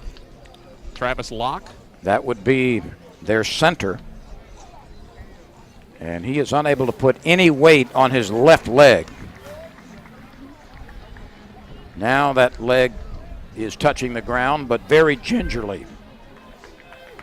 This is an odd position, Len, and not a position that this Demon team has been in that often this year, and that is protecting a big lead. 17-point lead with less than 9 minutes left. That's qualifies as big. And so it's Brad Laird, Demon defensive coordinator, and then Kyle Manley, the offensive coordinator. Going to be interesting to see what they do down the stretch to try to do their best to shorten this game, and then obviously defensively not give up any big plays. If SFA is going to score, you're going to make them earn it. The Demons have racked up nearly 200 more yards total offense than have the Lumberjacks, 445 to 252. Blumrick takes the direct snap. He's flushed right. He cocks his arm. He winds up. He shoots it. It is wide. Intended for Ihanacho, who has 31 receptions coming into the game. That's not Iheanacho, by the way, which we were told coming in. You might remember there's a kid that played for Texas A&M named, I don't remember his first name, but his name's Iheanacho. And so they asked Ihanacho, Rob Meyer, the excellent play-by-play voice of SFA, asked him how to pronounce his name. He said Ihanacho. He said, well, why does everybody call you Iheanacho? And he goes, I have no idea, but they do. 3rd and 10 for Blumrick.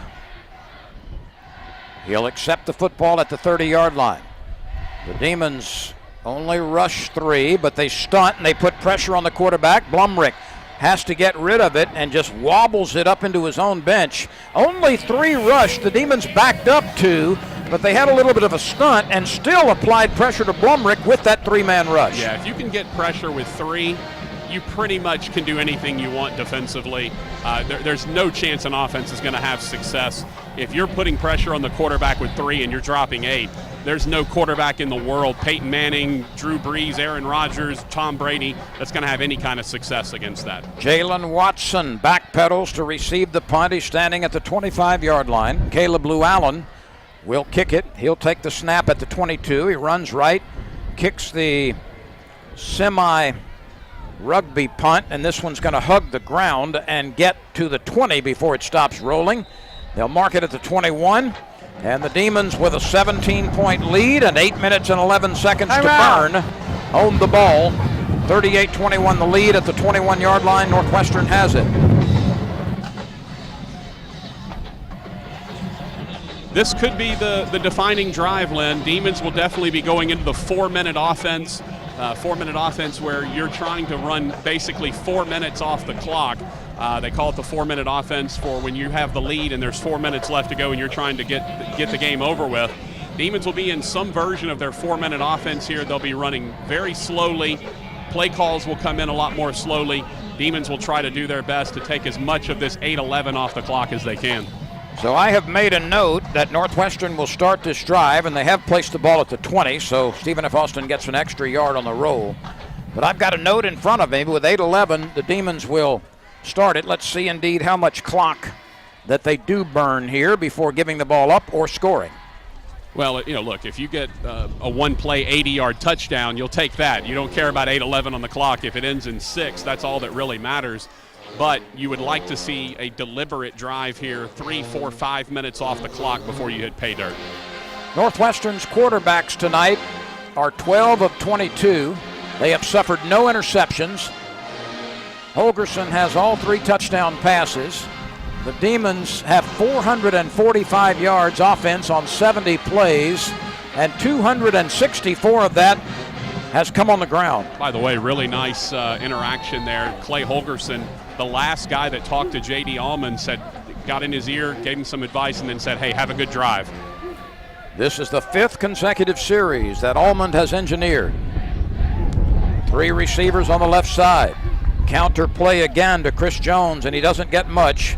Chris Jones had to hesitate as he faked right and ran left. Well, it was a very well-timed safety blitz by SFA. Lawrence Gonza, the junior, came in. He was blitzing from the secondary. He got to the line of scrimmage and actually kind of got into the neutral zone just a little bit, but reset, and he was right there to help track him down from behind. Charles Vaughn has entered the game. That's the tight end with no catches, so he is in for blocking duties on 2nd and 9 from the 21. 7 minutes and 33 seconds are left. The clock is moving. Allman slaps his hands together. He gives it to Chris Jones again, and Chris Jones finds very little yardage after a 1-yard pickup, but there is a penalty marker down at the line of scrimmage thrown by the side judge.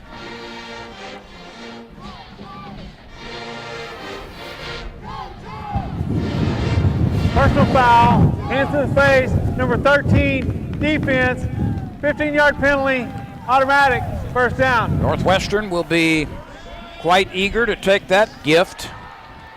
A hands to the face penalty on defensive end John Franklin. Well, that's a gift, as you mentioned, Len. I mean, the Demons were stymied. They were looking at 3rd and long, but 15 yards and the automatic first down, that's just perfect. Now you get to reset things again. Clock at 7:20 and moving. First down at the 36-yard line. The ball on the far side hash mark. Only 2 wide receivers, 1 to each side. Allman fakes, keeps it, and he is smothered behind the line of scrimmage as he tried to work his way left. And we've got another penalty marker down, and I think they're going to get SFA. I think so. This is going to be a retaliation penalty. Charles Vaughn blocking a little bit after the whistle, just sort of shoved his guy. His guy turned around, put 2 hands right into the helmet of Charles Vaughn. I believe this is going to be the old, they saw the second guy, not the first guy.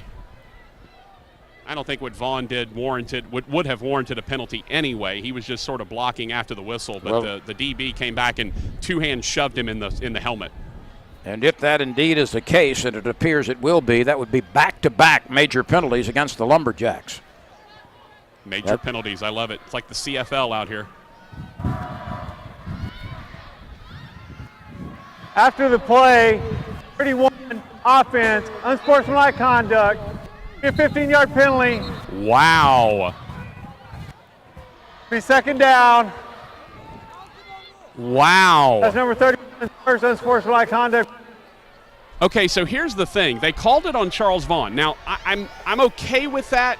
He was blocking a little bit after the whistle, but to not also call the SFA player who basically shoved Charles Vaughn in the helmet is unbelievable. The fact of the matter is the ball is back at the 20-yard line after the 15-yard walk-off. I mean, I understand you call Vaughn on that. I get that. But to not also call the retaliation, I'm sorry. That's, I don't see how you can't make that penalty because the guy literally pushed Charles Vaughn in the head. 2nd and 26.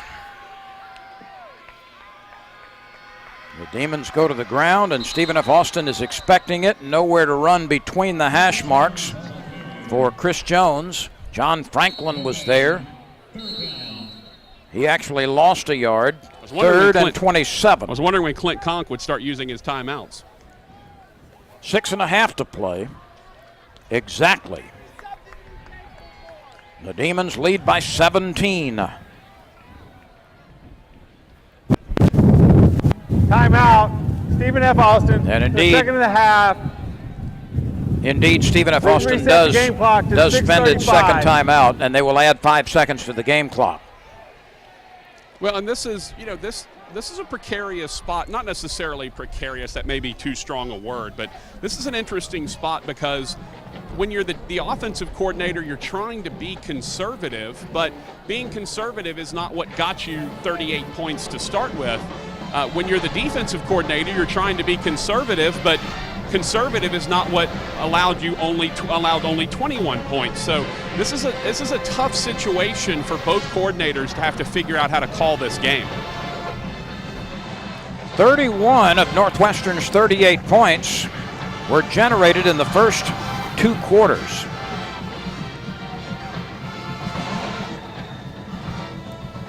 NSU has 2 timeouts in its pocket.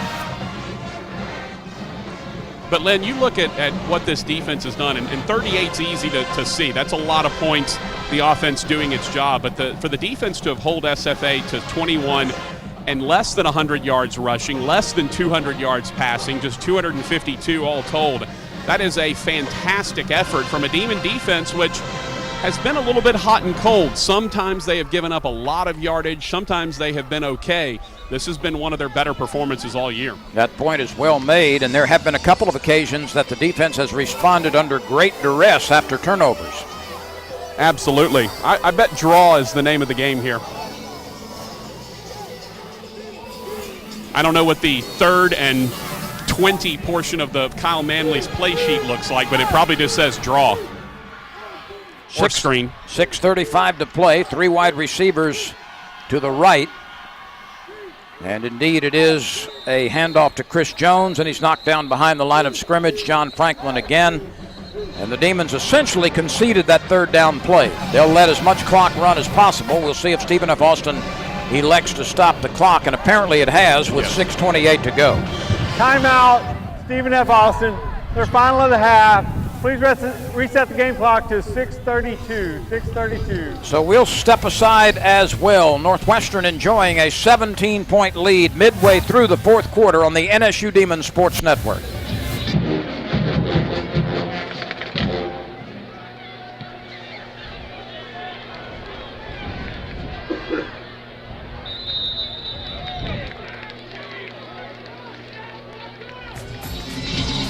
Eric Piccione back to kick. He sends a high one down, and a fair catch is called for by Trey Hart. He's got it at the 33-yard line. So Stephen F. Austin down by 17, has 67 yards to negotiate to the end zone. And again, this is interesting where, Brad Laird, defensive coordinator in his first season, this is where he has to figure things out. He hasn't often had the opportunity to call defense with a 17-point lead. You have to find the balance between still wanting to bring pressure and getting Blumrick off his spot and also playing conservatively. Blumrick looks left, throws it quickly out, essentially to the line of scrimmage where Terrian Gorey has it, and he turns upfield for about 5 before Crashard Bull gores him right there. Yeah, and that was, by the way, excellent work on the Bull pun. I appreciate that. But yeah, just a simple bubble screen to get things started. It's a gain of 5, 2nd and 5. The Demons have scored more points tonight than they have in any game this year. Oh, that's going to have to be a flag. And it's going to be against Trey Hart. Absolutely. Trey Hart was intended to catch the ball coming on a little. I think it was Amos, the back out of the backfield. Yeah, you're right. It is. It is Amos. Amos was circling behind the line of scrimmage. He could not catch the pass. There was some legal contact as the ball and the defender arrived, and then Amos just turned and ran up to the defender. Yeah, it was Lynn Clark. And popped him in the chest. Yeah, Lynn Clark grabbed him, slung him, threw him to the ground after the pass went by him, and then he popped up and pushed Lynn Clark to the ground. 2 fouls on the offense. Unsportsmanlike, number 7. Unsportsmanlike, number 78. That's number 7 and 78's first unsportsmanlike of the half. It'll be a 15-yard penalty. 2nd down.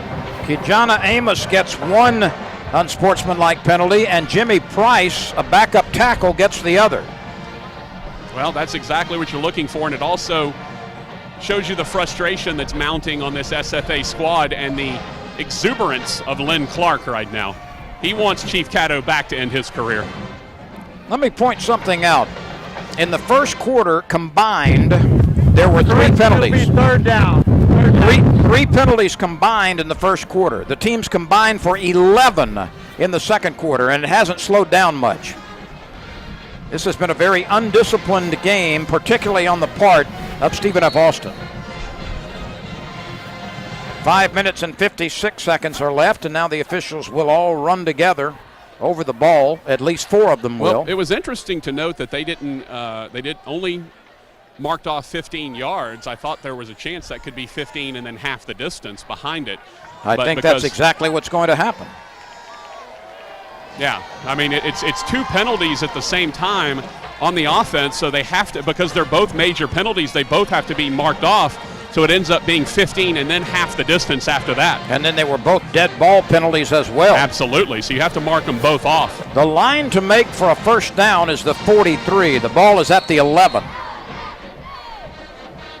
3rd and 32, what have you got? Heave it and hope. Blumrick throws it short on the screen. Hart's got it. And he weaves his way for yardage past the 20 to the 22. And by the way, I want to mention right after that play ends, Len Clark comes off the field, starts to head off the field, and Brad Laird runs up and starts slapping him in the helmet in exuberance. And again, I chronicled it earlier, Len. Len Clark came in. He came in as a freshman from Louisville. He's played outside linebacker, inside linebacker, and now defensive end. And when Brad Laird went to Len Clark and said, "I want you to be play a defensive end spot," he was not happy, and Brad Laird had to convince him to do that. The rugby kick is away. It takes essentially a neutral roll as it turns right. And this is going to be a penalty against the Demons for either running into or roughing the kicker. Indeed, Caleb Llewellyn is down and writhing back at the 10-yard line. Personal foul, roughing the kicker, 18, defense. It's a 15-yard penalty, an automatic first down. Well, the Demons join. Injury on the field. The Demons join the fray with an unnecessary penalty, which is going to erase a 4th and 2 mile to go situation for Stephen F. Austin. Yeah, and it's completely unnecessary. That's the thing that kills you. It's a 17-point lead. As you mentioned, Len, it's 4th and a mile. He's not going to fake this. This is going to be, he's going to rugby-style punt it. He's going to run a little bit to his right. Don't even get anywhere near him. Rush no one at that point. I mean, it doesn't matter. All you want to do is secure possession for your offense and run more time off the clock. Meanwhile, the kicker is being attended back at the 10-yard line. Yeah, the interesting thing is it's an arm injury for Llewellyn. He is holding that right arm because when he was hit, he had just gotten the kick away, and I believe it was Ronald Malbrough they called on the penalty. He kind of scissored between the punter Llewellyn's legs and sort of knocked him sideways, and so Llewellyn came down on his arm a little bit awkwardly, and I thought at first he was doing the same thing that most punters do where when they get hit, they I have to run to the restroom. Act like a soccer player basically, but no, he's definitely suffered an injury. So he is walking off the field. It looks like he's favoring a wrist or a forearm. But nonetheless, Stephen F. Austin gets a first down after the penalty at the 37-yard line. Moving from right to left on your radio dial, the ball is placed on the near side hash mark.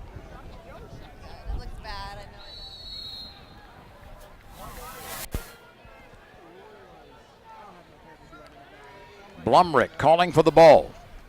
He fakes, he looks, he throws it to the outside, and a catch is made falling out of bounds near the 49-yard line. That's Tamrick Pace. Pace was injured earlier in this game, but he has returned in fine fashion, and that'll put him right at 50 catches for the year. He's a very good receiver and very physical. 1st and 10 at the 49. Blumrick fakes again. Looks, throws it to Pace on exactly the same play, and he's wrapped up and spun down at the 43-yard line on a sure tackle by Deron Littleton. And right now, Len, this is a Demon squad that can afford to allow SFA 7-8 yard passes. 4 minutes and 43 seconds are left. Stephen F. Austin trails by 17, a first down at the Demon 43. Blumrick looking, gunning it in the slot. It's tipped in the air, almost intercepted. Ihanacho had it. Bull was there in coverage. That ball should have been caught. It was thrown slightly behind the receiver, but certainly catchable. Absolutely, and you would have liked to have seen Krishard Bull get a chance to get his hooves on it.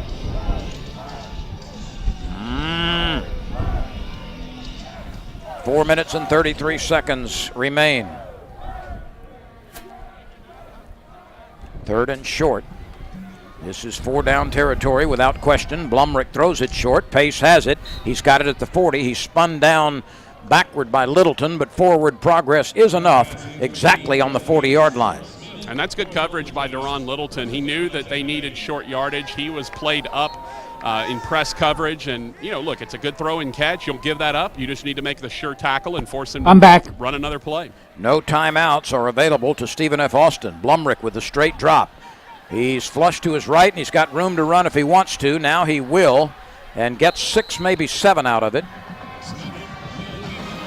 They'll mark him out of bounds in front of his own bench at the 34-yard line. This will be a 4-yard distance needed for the first down. And running out of bounds doesn't hurt you as the Demons yet.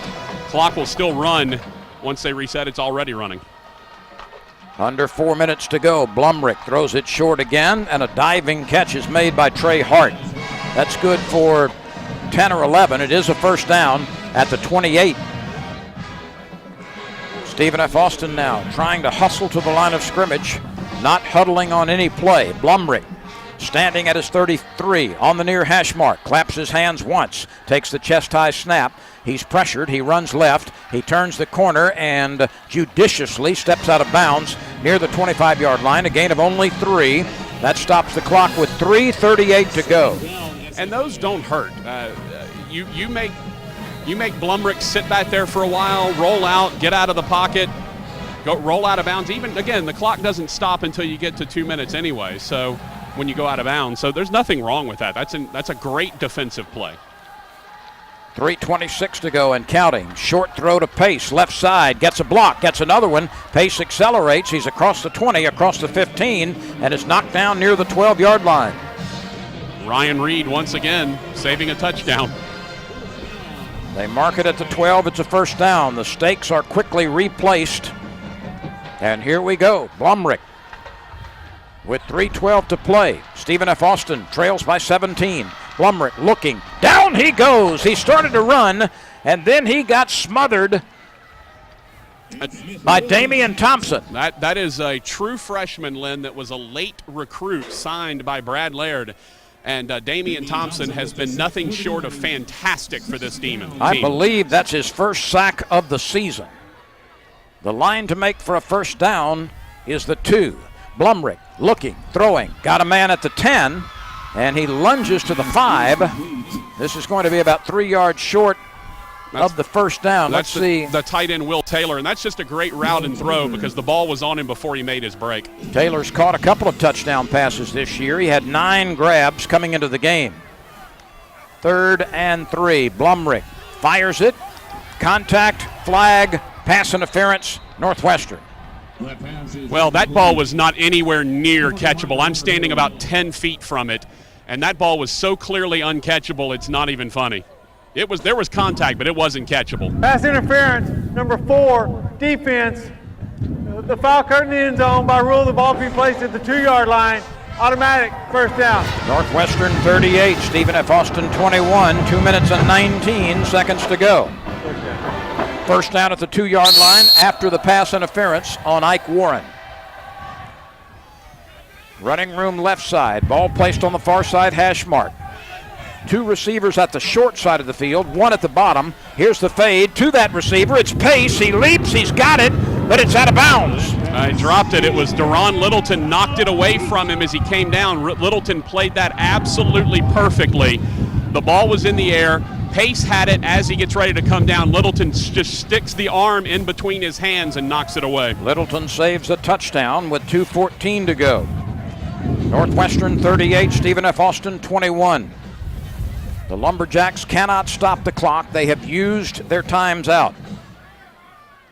The ball again placed on the far side hash mark. Demons have 4 down linemen. They bring a blitz, running play, and Northwestern stops it behind the line of scrimmage. Peyton Guidry, a perfectly timed linebacker blitz. He waited. He was standing over left guard, and right before the snap, he darted over right guard, which is where the play was run, and Guidry was in the backfield as the handoff was being made.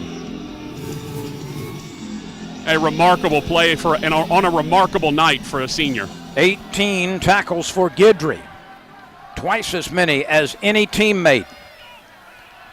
I have a feeling we'll talk to him in the postgame. 1:37 to go. Time running out on Stephen F. Austin. The fade to Tamrick Pace. He had cut inside, looking for something on his left shoulder. Instead, that ball was way out of his reach, maybe by 8 or 10 yards. Obviously, a miscommunication as Pace had turned inside. The throw went outside. Well, this is an interesting call here. You're down 17, and you know you need a field goal and 2 touchdowns. But if you're going to take the field goal, you should have taken the field goal 2 minutes ago. I don't know why you take the field goal with a minute and a half right now. This will be a 21-yard attempt, a severe angle to the left. Storm Ruiz is a fine kicker. High snap, ball placed. Nope. Ruiz punches it and missed it. How many has he missed tonight? That's 3, I believe. I believe it is. He again pushing them all right so far. He missed one that was overturned on an offsides penalty, so he got it back. But I'm telling you, he has pushed everything about 2 or 3 feet to the right.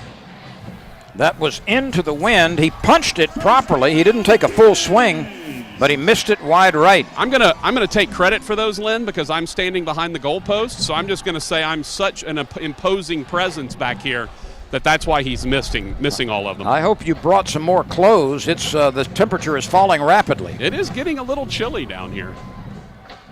No doubt about it. I have a few thermal layers on my body naturally, so I think I'll be okay. You've only got to survive 86 more seconds. Northwestern State University. And by the way, this is victory formation time, Lynn. No timeouts for SFA. The Demons are on the cusp of regaining possession of Chief Caddo and sending Jay Thomas out with a 17-point win over rival Stephen F. Austin. And it's J.D. Almond under center again. He's played the last 6 series. Well, and what a great story for him, Lynn. 5th-year senior out of Houghton, lost his starting job in the middle of the year, be able to come back in relief and lead the team to the victory in the second half. That's a fantastic story. Northwestern will have to snap it twice more, I believe. No more than that. Nope. And I'm actually headed down to Chief Caddo to watch the fireworks down here. 48 seconds and counting.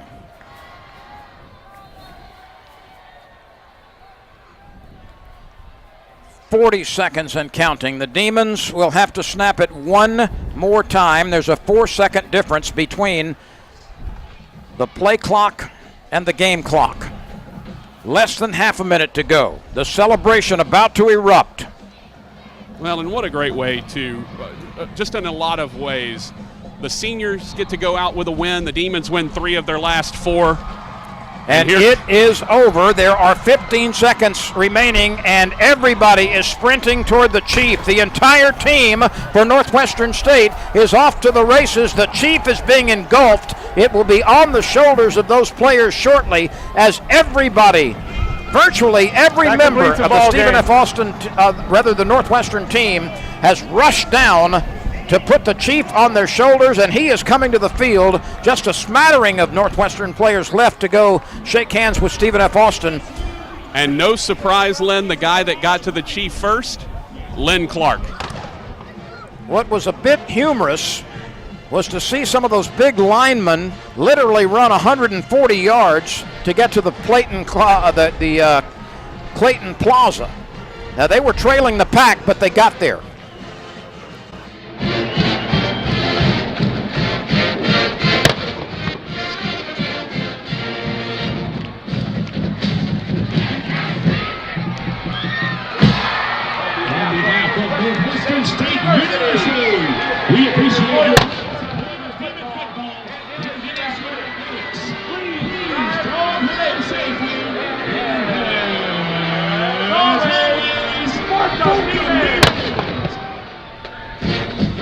Football.